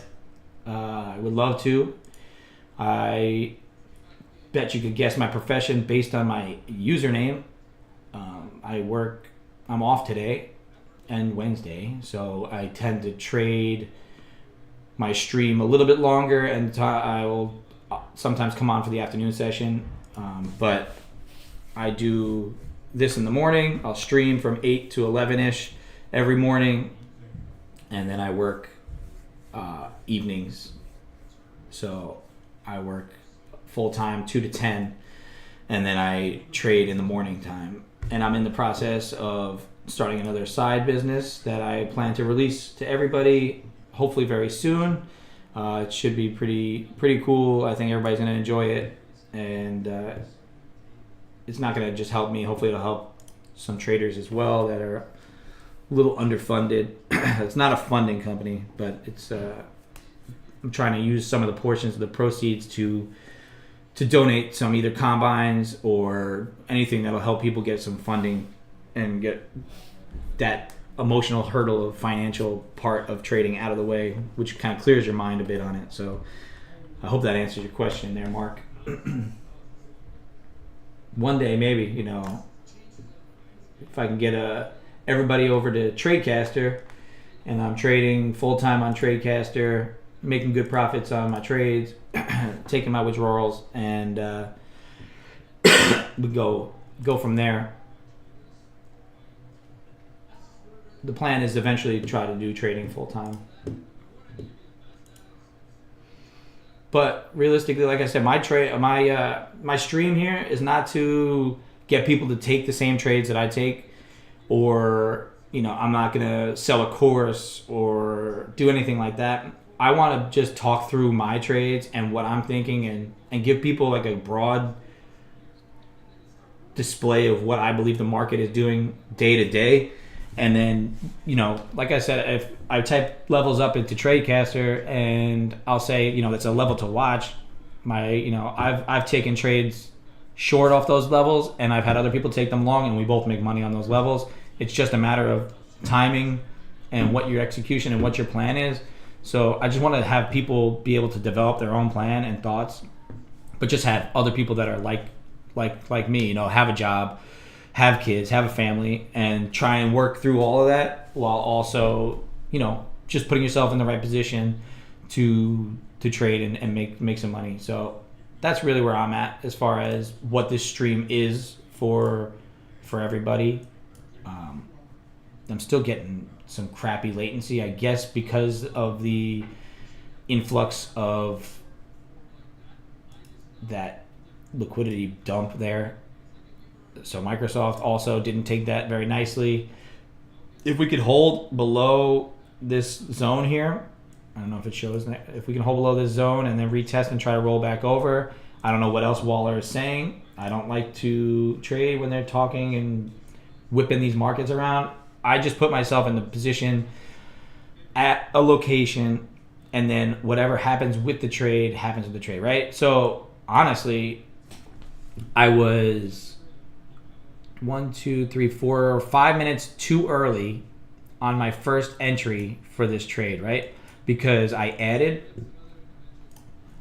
did exactly what I wanted to do, but I did it just a touch early, right? What I talked out was enter here. So I got in and I said, if it gets up to 25 and rotates back through 23, I want to add a second contract, which I did. And then it came back and popped us out. What did I do? I waited for that next rotation down, which I probably should have done the first time, to add the second, right? Left my stop at the high. Would have never really got stopped out there. Then I have my second ad. Then you get this whip down. Now everything that you did was doubled, even though I would have tried to take off one. And then if you take off one at, say, 79, and you leave that one, now you have that one runner to possibly catch that home run. So I'm happy with this second entry because I was still executing my plan, although it would have been beautiful to have executed it just a touch better, right? There's always adjustments that you can make with trading. Hindsight's always 20/20, so you're gonna, be able to execute perfectly in your mind in a back test idea. But you saw it live. You heard my thought processes on why this is the area of liquidity. Why we've been short here. There's no new information that's going to push us long, so nothing else that comes out, unless it's, if she would have came out and said, yeah, we're definitely cutting in March, then maybe I would have got stopped out and ran. But she came out, or Waller, I don't know, Waller's a guy or a girl. I don't keep track. They came out and said, hey, we're going to cut rates, but we're not rushing to do it. And then you get that follow through to, anything that's going to push what's priced in to the opposite end, you're going to get these kind of moves here. And I guess my trail ended up being a pretty appropriate spot, right? Because then it's the bottom of this chop area, right? I mean, I did trail because one of the latency, the whippiness, and because of this, I know my areas and my price levels that I want to kind of be above or below.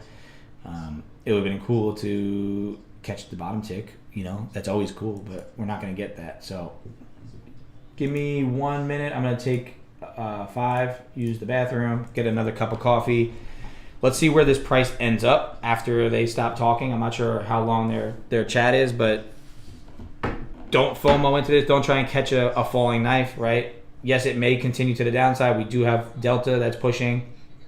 So, but we're approaching that liquidity zone and VWAP. So usually that's going to be a target and a bounce point. So just give me a couple minutes.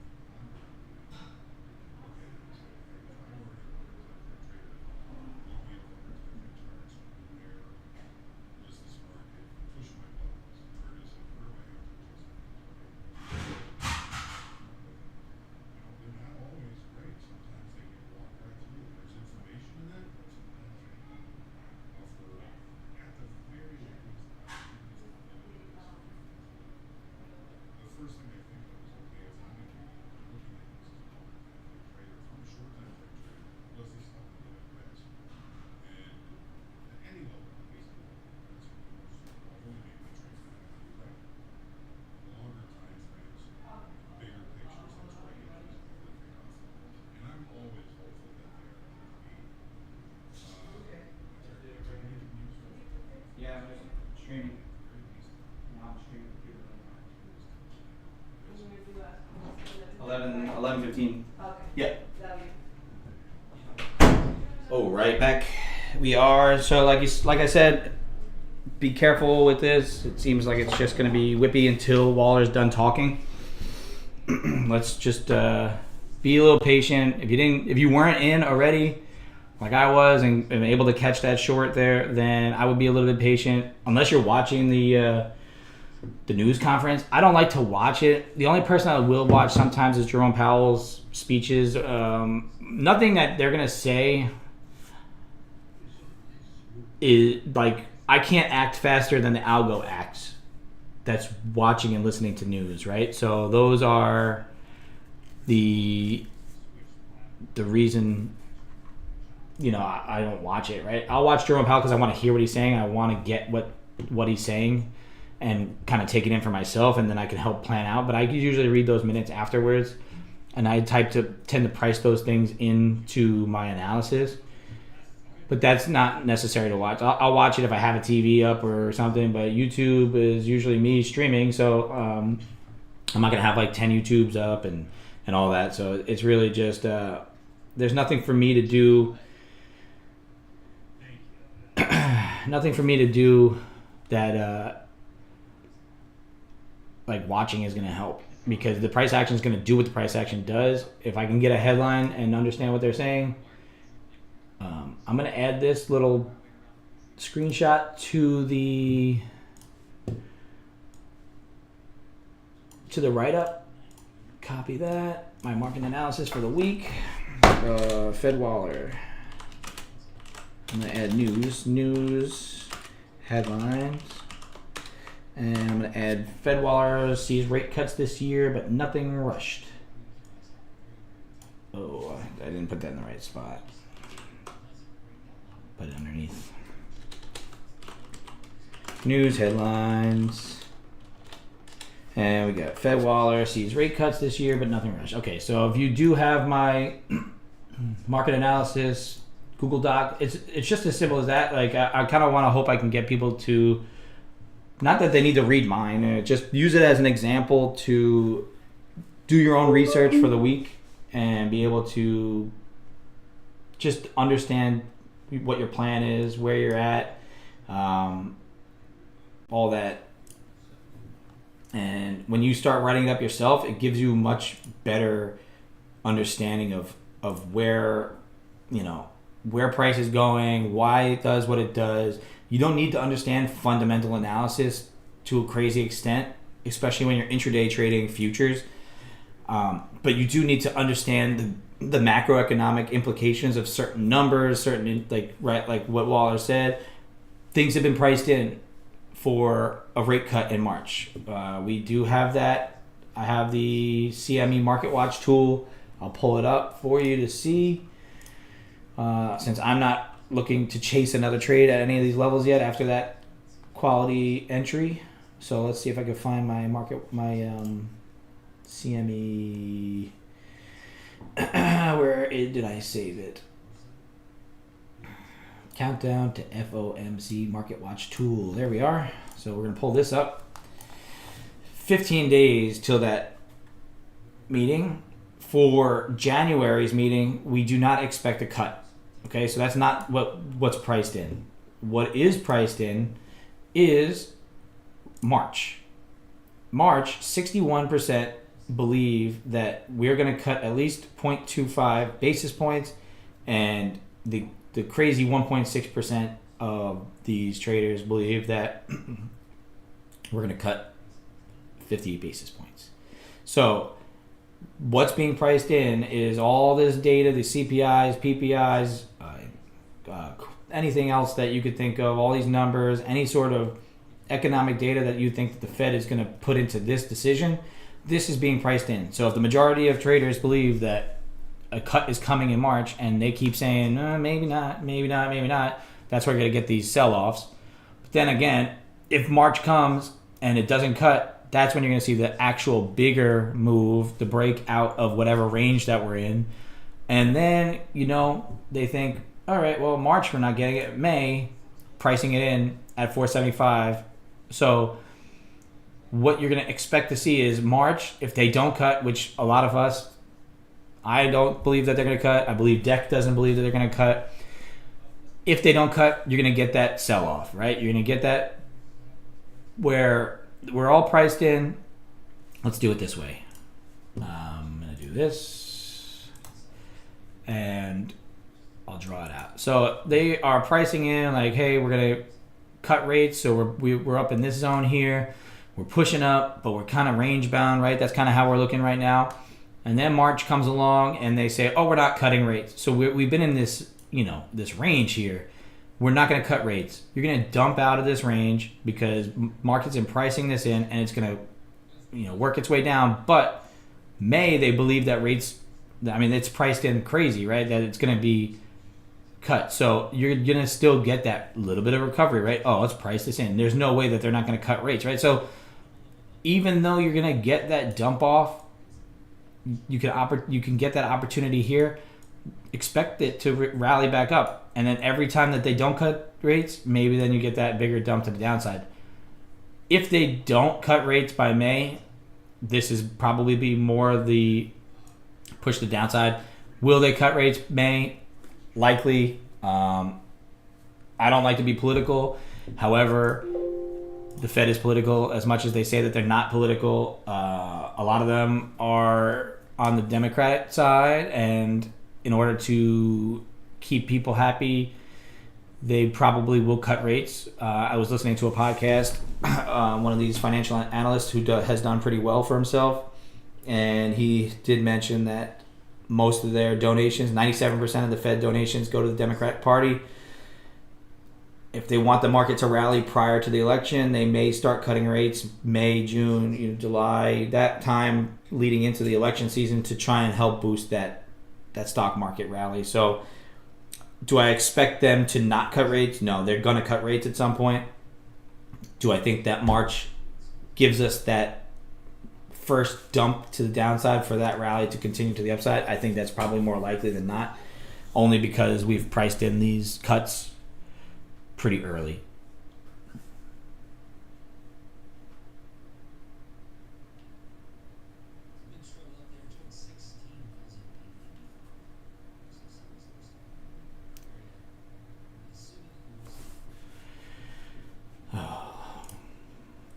4th. Saturday and Sunday. Okay. Oh, trying to keep this going. I'm going to stay on this stream today until 11. I am not trying to give any of this back. And also, we have been now, since Waller started talking, since I took this trade, we have been pretty much flat since. So we're just hanging out here. Oh. More info. Trying to be patient. I'm going to reset this because I want to see if that'll fix my latency.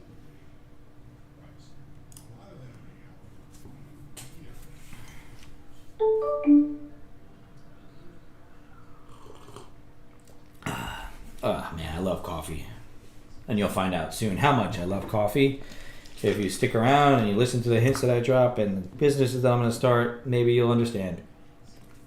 If you follow me on Instagram and see some posts that I share, maybe then you'll get a sneak peek into what I'm looking at as far as my business that I'm looking to move. See, there we go. Now my data is back, and we're actually at different levels, which is nice that I didn't trade anything because that would have really been screwy.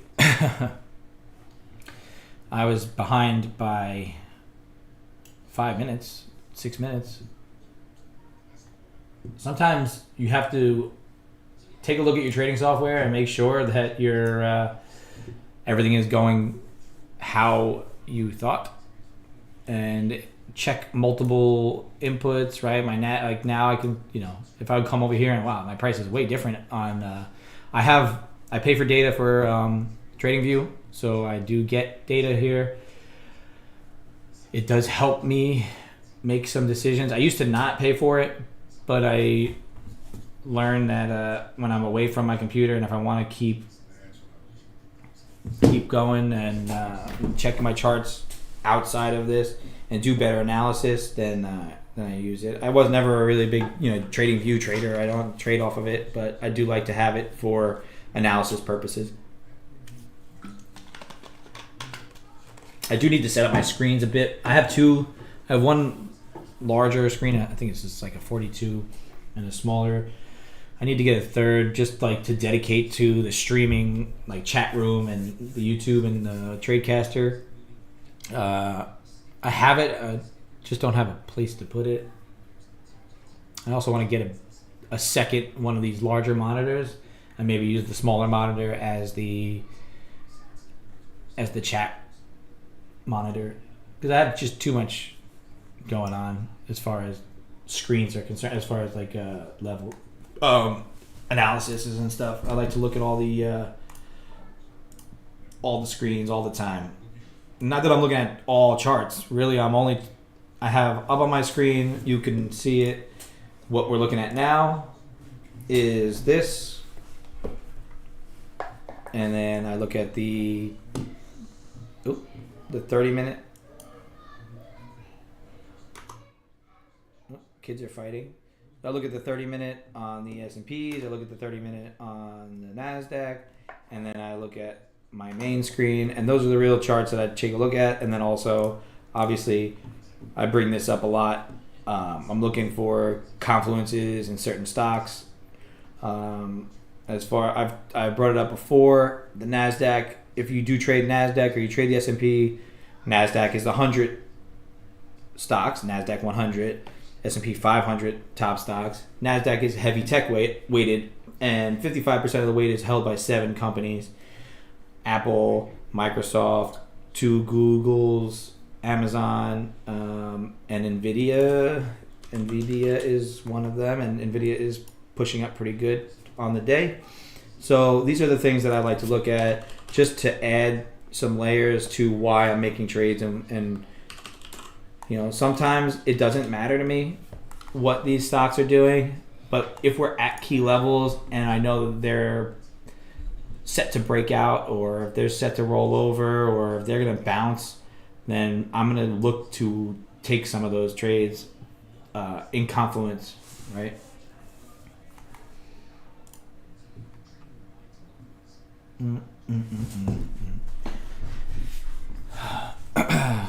if you're looking to take another trade, we are coming back up into that level. I don't know if Waller is saying anything else. It's all still the same stuff.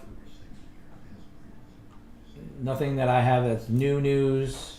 So probably hasn't said anything else. I don't know if he's still talking or not. 2 stars. Let's see what we got. 2 stars. Today is Tuesday. Waller's talking at, I don't know how long this speech goes for, but we'll see. We have recovered most of that move, that initial whippy move to the downside. Like I said, most of the time, if you get a move like that, it's going to come back and retrace right back to where it started from. Maybe not as quickly as we just did, but at some point it will, because this is just a reactive algo move to the downside. This is where I wanted my short based on my levels, right? So that's my levels, my confluence with my delta, the Apple and Microsoft kind of looking to sell off at the levels that they were at. Then I just was on the right side of it when that news tended to break down, right? But the algos whipped this around. Once he doesn't say anything else about we're definitely not cutting or whatever, markets are only going to just be whippy and then just be right back where they were before the news. The PPI came whipping down, and then we recovered by midday.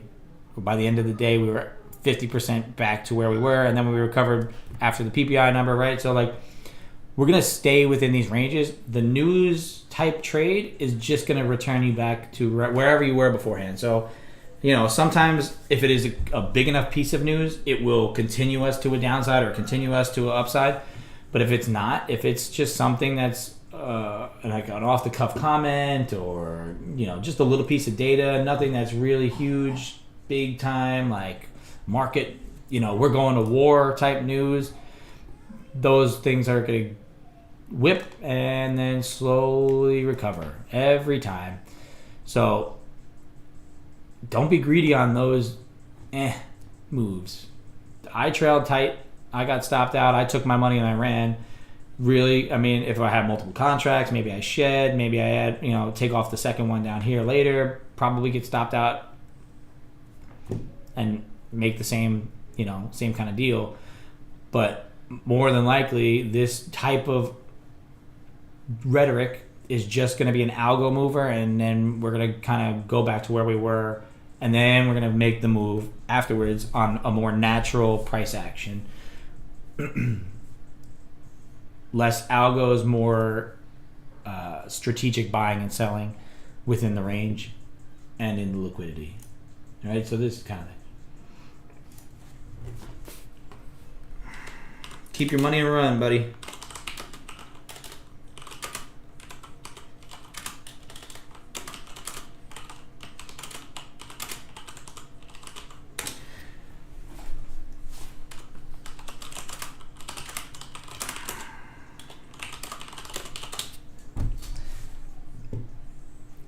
Trading with a day job, it keeps you grounded in this too. You know, everybody wants to get out of the day job, but also, you know, until you can't, use it as a good way to keep your profits and start to grow trading slowly. And then once you grow trading slowly and big enough, then that's when you can make the hard choice to get out of that job. But until then, take what the money gives you and use it as a side hustle, and then build it into a business, and then build it into that full-time stream. I'll be on for 30 more minutes today.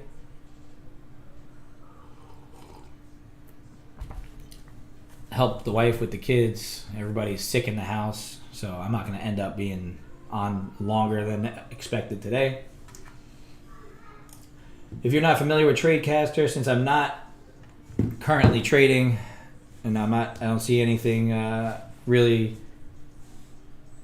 ideal. Let's see.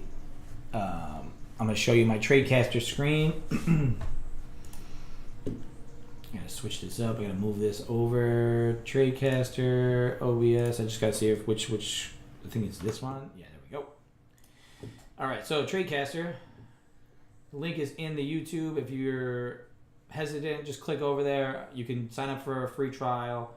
Once your free trial expires, you'll still have access to the free rooms. My room, obviously, we got the alert section. I give key levels every day. I send out my weekly breakdown, my Google Doc there.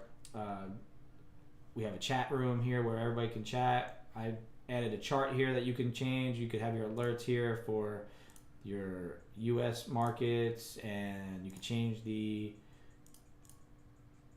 sentiment. So now you have the, all the releases that's going to come out this week, all that, just a notepad, some stream info, and a bio. If you want to be bored of me and go over to somebody else, come on next Monday. We're going to have 30 new streamers. So you have all these rooms where you can come in here. You can switch from futures from me to go over to Deckmar and trade stocks, options. All these rooms are, some of them are free, some of them are paid. While you're in your trial, I believe you can see everybody, so you can get a real taste of what TradeCaster has to offer. I think it's a huge thing because you're not searching around YouTube looking for who is who. You have what they trade, when they trade, what their style is, and you can click around. So if you're not, watching me, you can go in there and watch anybody. I think it's a huge step in the right direction for the trading community. It just puts a lot of things at your fingertips here. So that's what TradeCaster is. Back to the charts. I have the link for TradeCaster in the YouTube, so you can scroll up in the chat and hit it, or you can go into the description for the stream and get it over there. I'm gonna cough. Give me a second. I gotta find a mute button. I'm sure it's there somewhere. I gotta figure out how to hit it. I'm sorry for coughing in your ears. I'm pretty content on the day as far as really looking for any entries. Right now, the markets, once that big move happened, it's kind of slowed down. You are still, like I said, you're getting a divergence again at the same level. However, the 30-minute, to me, is looking a bit bullish as far as that candle is concerned, right? You got the push up above the highs from the overnight. We had that whippy move down where I caught that short there. But now we're getting a 30-minute it's a fresh new 30-minute, but we're looking to kind of push back above. We're holding the body of that previous 30-minute candle. And if we break back above those previous highs, 46 is in the cards. That's a 30-minute time frame. And then also, if you're looking at the S&Ps, this is also a 30-minute. This here does show you a little bit of a bullish scenario there, right? Where it's holding above that 48.08, and we're going to look to push above 48.15 to continue on to the upside. So if those things play out, my regular look at the my 1 minute trading time frame, my divergence doesn't quite play out, and that's why I'm not really looking to get in the trade there. What's up, Spy Proby? How we doing? I'm living the dream out here.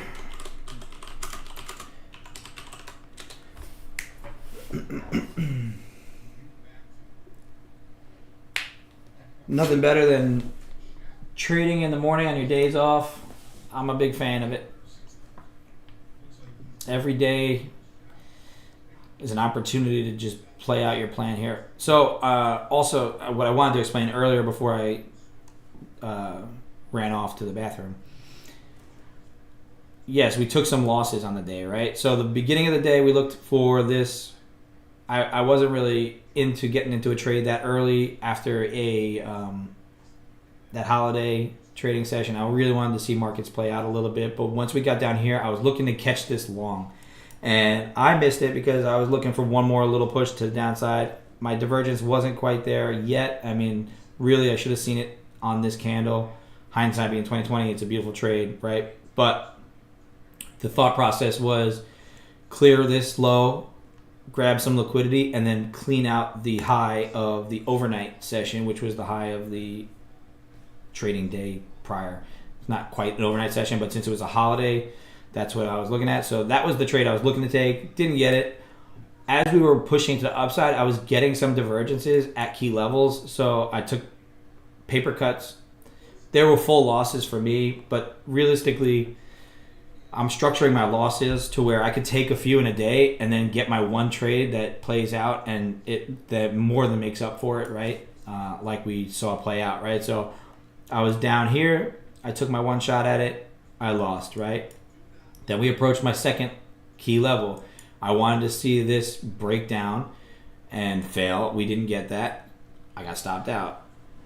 Same thing up here. I tried it again at these key levels, at high liquidity zones.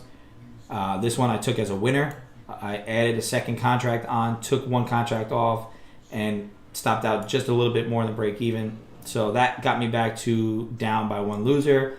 So when we got up to here, I was 5 minutes too early on an ad, which ended up getting me stopped out, and we were down a little bit, but I was still down enough where I had enough buying power, enough loss, enough room where I can take this good trade down to the downside. We got stopped out on that ad, so we really kind of were waiting to see what would happen here. Once I saw that this was going to break down and I was still getting that divergence, I took the short. Obviously, we had to stop above the high, and we got that Waller news and got that breakdown. Patience is huge, man. Huge. Gotta love it. I like that. Demo, it doesn't matter if you're trading demo, if you're in a combine, if you're in live. They always say that the demo is easier to trade, but if you can take this process as everything is a step in the right direction, if you can execute the plans, obviously you can, it doesn't hurt, right, to take a loss in there, but that's good. You don't want it to hurt to take a loss.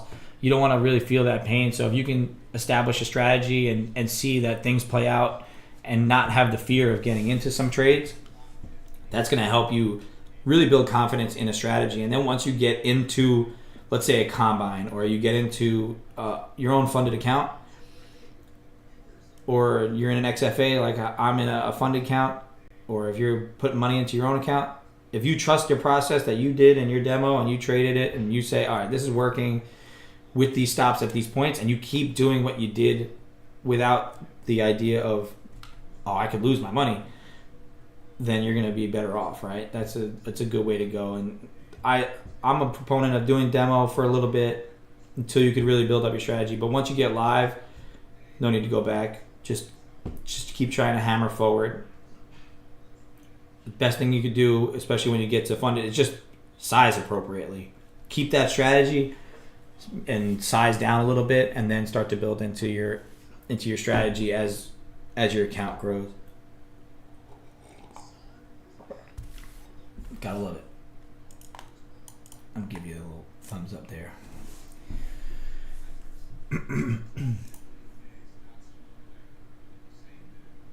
Spies. I like that demand zone, and then taking that up to the highs. That's exactly what you want to look for, right? Looking for zones to. So what I learned over the years of trading is so many of these zones they act as places for buyers and sellers like over and over and over again, and you don't really notice it until you do it and you keep looking and keep watching, or if you go back test and you see like, man, these levels act really strong. Like, and if you think about it logically, right, so many of these big banks or whoever's trading liquidity, whoever's doing these big orders, they can't just do what I do or do what you do with 1, 2, 5 lots, anything like that, because they're not trying to get filled on that. They're trying to get filled on hundreds or more, right? And they're trying to fill these huge orders. So they're going to buy down here. And then they're not going to buy more up here. They're going to wait till it comes back down. They're going to buy it again. And they're playing these longer term trends, especially if they have like a macroeconomic view on the market. So what we're trying to do is just capitalize on where they would be buying or where they would be selling and just acting on those levels, right? Yes, there's market manipulation. There's all this stuff. That's going to happen. You just got to watch for it. And if you could see flushes of liquidity, that means that there's people buying or people selling, and they're trying to get some of those orders so they could fill these new ones. So I like your play with drawing up a liquidity zone there and having it as that you're looking to profit off of that, right?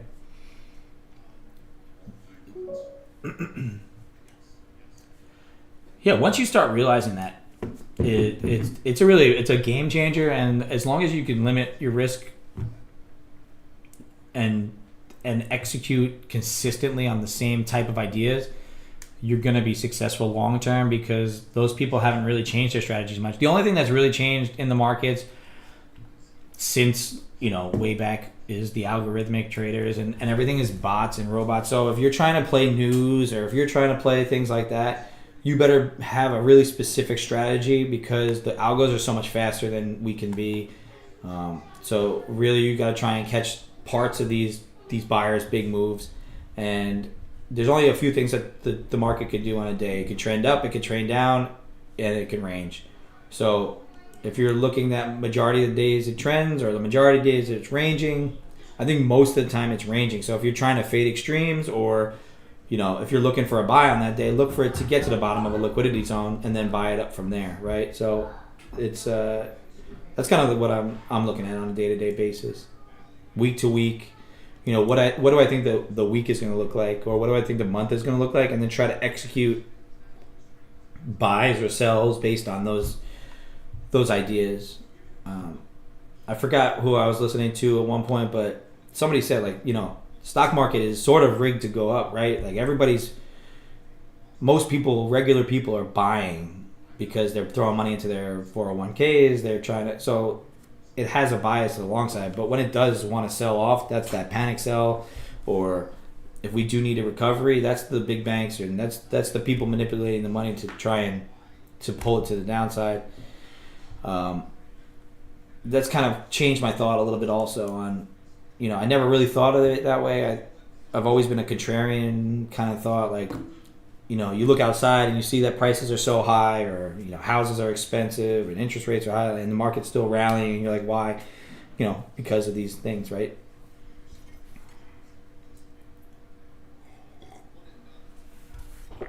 Oh, man. Yeah. I'm done with executions on the day. I'm going to be satisfied with my 465 profit. I'm going to, realistically, my one really ideal entry should have took, didn't take, and then we battled kind of the rest of the day. Once you're in that battle mode where you're down a little, you're break even, you're down a little again, and now you're positive, that should be my sign to take that money and run, right? Because I've ground the day up. On a day like today, unless I really see another A+ home run, this has got to be a great liquidity zone where I'm going to be able to sell and get a good move out of it, I'm going to give back. Just how I know myself. If you know yourself, usually if I don't take my A+ trade and do it in one or two trades, if I'm grinding where I'm taking 5 to 10 trades in a day, if I end up getting up, I usually just stop, because more than likely I'm going to take a couple more of those grinding, levels of where I think I'm going to enter, and I get stopped out, I get wicked out, it moves in my direction, or I'll add a contract and then I'll end up becoming break even. I'm not trying to get back that day. It's Monday, really it's Tuesday, it's Monday for me. Starting the week up 465 is huge. That's a good day. We're gonna look to build on that tomorrow, Wednesday, Thursday, Friday. If we go into Friday up pretty good, then Friday is going to be capital preservation. You're going to look for that one or two really, really good trades, A+ setups, and keep your money into the weekend. And what we're trying to do here, especially over on TradeCaster, yeah, exactly. Once you start feeling yourself grind, if you can get to a break-even day when you're down is a winning day, right? Last week, I had 4 to 5 winning days. My first 3 days of the week, they were pretty easy for me. I made 1 or 2 trades each day. I really didn't make a ton. Monday I made $5. It was a couple break-even trades. Tuesday I made $100 something. Then Wednesday I made $400 something. Thursday I went down $700, almost like today.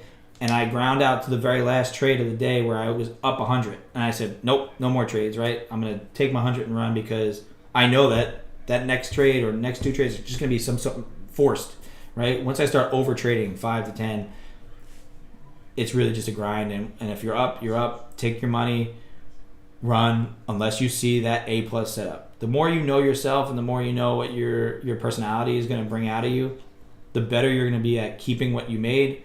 And there are days, a lot of my days, I'll make that one good trade. Like I would have stopped for my day, right? If I would have taken my trade that I took, the $2,500 trade, if I let it play out the way it's supposed to play out. So I know I have days like that, and it's actually more likely that I have a day where I make one or two really good trades. So a day like today where you're negative and you go back to green, you don't need to push it any harder, because the days that you do make your one or two really good trades are going to outweigh any day that you make a smaller amount by grinding back to break even. And you don't have to break even. If you can grind yourself back down to, say you took 2 or 3 losses and you get back to where you only have 1 loss worth of drawdown, that could also be a win for you too. If you know that you're not going to be able to get back to break even without another really good setup, then don't take any more trades, except that you had one losing day, because that one day that you do make your one good trade is going to way outweigh that one loser that you took technically on that day. So hope that provides a little bit of value there.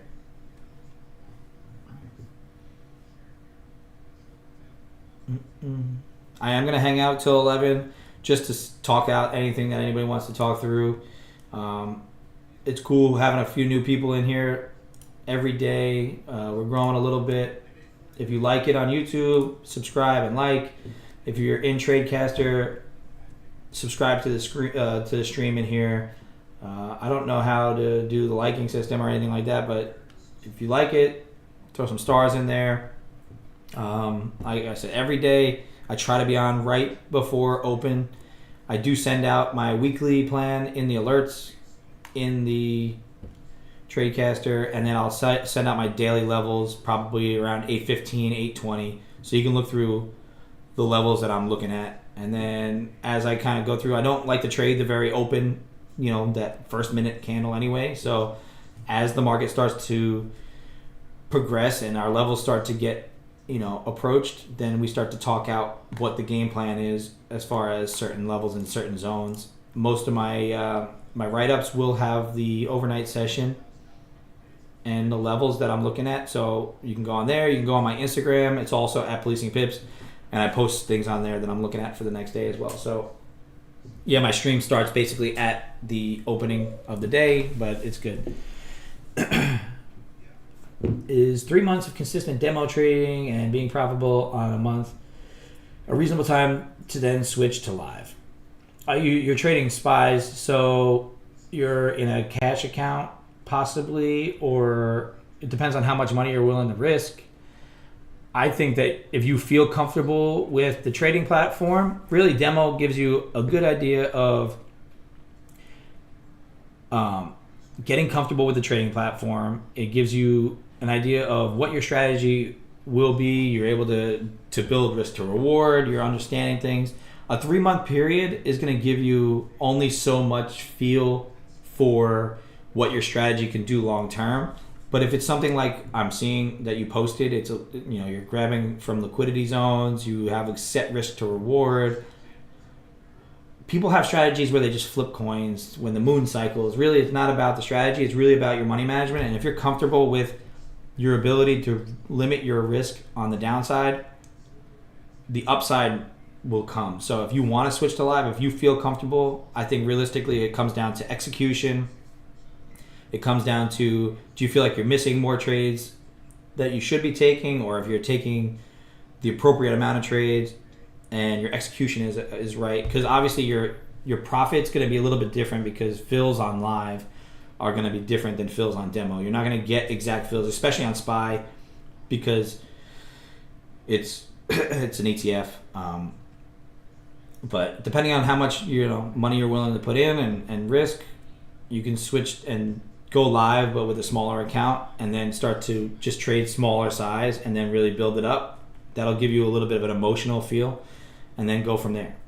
I think it's reasonable for sure. But if you switch to, like, say, the futures, you could always go and get a combine. Yeah, if you want to do that, I mean, yeah, I'd say go over to Top Step or whatever futures, funding company you want, and just get in a combine. Because at least, let's say you get a $50,000 combine, it's going to cost you $49. You're not putting any of your own money really at risk, and the combine will give you the closest thing to feeling like your money's on the line, because it's giving you profit targets. It's giving you rules to stick to that are going to make you feel like a little bit of a pressure on your trading, and that'll give you a little bit of more of a live feel. So instead of just going straight from demo over to putting your own money in and doing that, I would go and say go to Top Step, get a combine, start out. If you're watching this stream, obviously that's what I'm doing. I'm on Top Step. I have a funded Top Step account, and I have 2 combines that I'm trade copying onto now, just to show that it's possible to have a couple. Even though I don't necessarily think I need 3 fundeds, I'll take it if they're going to give it. It's just, I think it just gives you that feel of live, but also gives you that pressure, where you can not have to lose all your own money. So there's definitely benefits to doing a combine for sure, unless you have like a lot of money that you're willing to risk and you're really comfortable with your strategy and throwing it into a brokerage. Like I said, you can see me. I do futures because I've been around the block as far as Forex. I did stocks and options. I was in futures. I got my licenses, and I went and traded for a prop firm with equities. You still have to put your own money into that, and it's still very, there's a learning curve there, and there's more going on when you're looking for stocks and all that stuff. If you could build a relationship with one futures, contract, if you're looking at the S&Ps, or if you're looking at the NASDAQ or oil, or there's things that you can trade, you build a relationship with it. The executions are a lot simpler. There's less slippage. Yes, you're going to get slipped on certain times. Like if you're trying to get into this trade that I was in already, you're probably going to get slipped, right? But if you're trading smaller contract sizes, 1, 2, 3, 5 contracts, you're not going to have a very hard time getting filled, and your strategy is going to be a little bit easier to implement. You can limit your risk. What each contract costs per tick, and the concepts apply from SPY over to futures. So it's definitely worthwhile.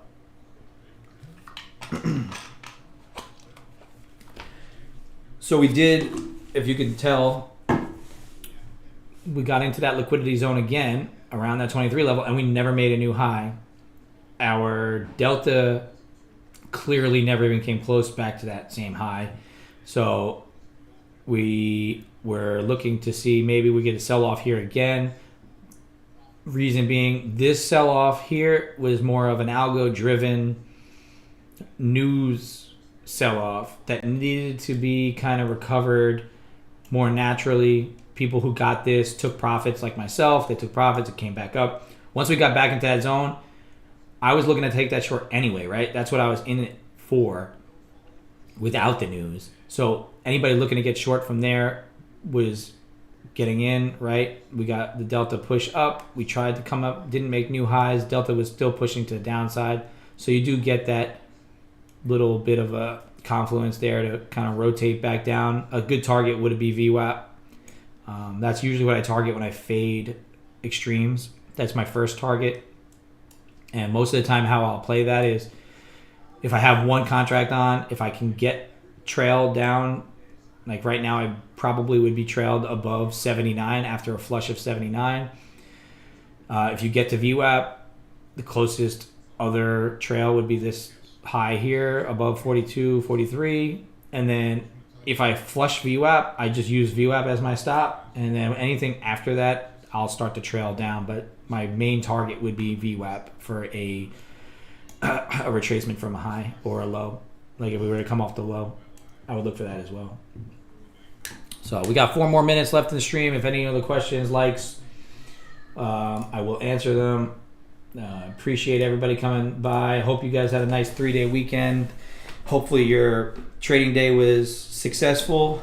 We did grind out our day a little bit today, but we ended up positive 465 minus fees. So yeah, like 430 on the day after fees. So very happy with a Tuesday that acts like a Monday. Really appreciative of all the new followers. Go over, like I said, Instagram, PolicingPips, YouTube, also PolicingPips, and Tradecaster as well. If you're going to keep going, I'm sure that some of these other streamers on Tradecaster are still going for a while, so head over to Tradecaster, check out some of the other lobbies, see what other people are talking about. Some people like to trade the midday. I do not. I like to be done and through by 11. And if I do think that there's going to be an opportunity in the afternoon for the close, I'll come back for the close. But on a day like today where I did grind in the morning and I'm up, I don't want to try and give anything back in the afternoon, so I won't be on for the afternoon session this week. Those Tuesdays and Wednesdays are usually up in the air if I'm going to trade the afternoon. But every Monday through Friday, 8:30 to 11, pretty much guaranteed. This Thursday, I may not be on stream because I am working a overnight shift that will run me right into the open of markets. So this Thursday is probably the only day I won't be streaming. So this week is a little off. Next week, January 22nd, that's when Deck's launching all the brand new streamers over on Tradecaster. So you'll get way more options come next Monday, but we would love to see you in this room, Policing Pips. You know, the more people we get in here, the more interaction I get, the more I can kind of offer everybody. And then once I obviously can get my stream base up a bit, you know, then Deck will push us out there a bit more, and we'll get more interaction going, and hopefully we can get some better education and whatever I can tell you guys on levels can help you guys make some better choices. So if you guys don't have anything else, I'm going to see you all tomorrow morning, 8:30 Central Time for Market Open. All right. See you guys.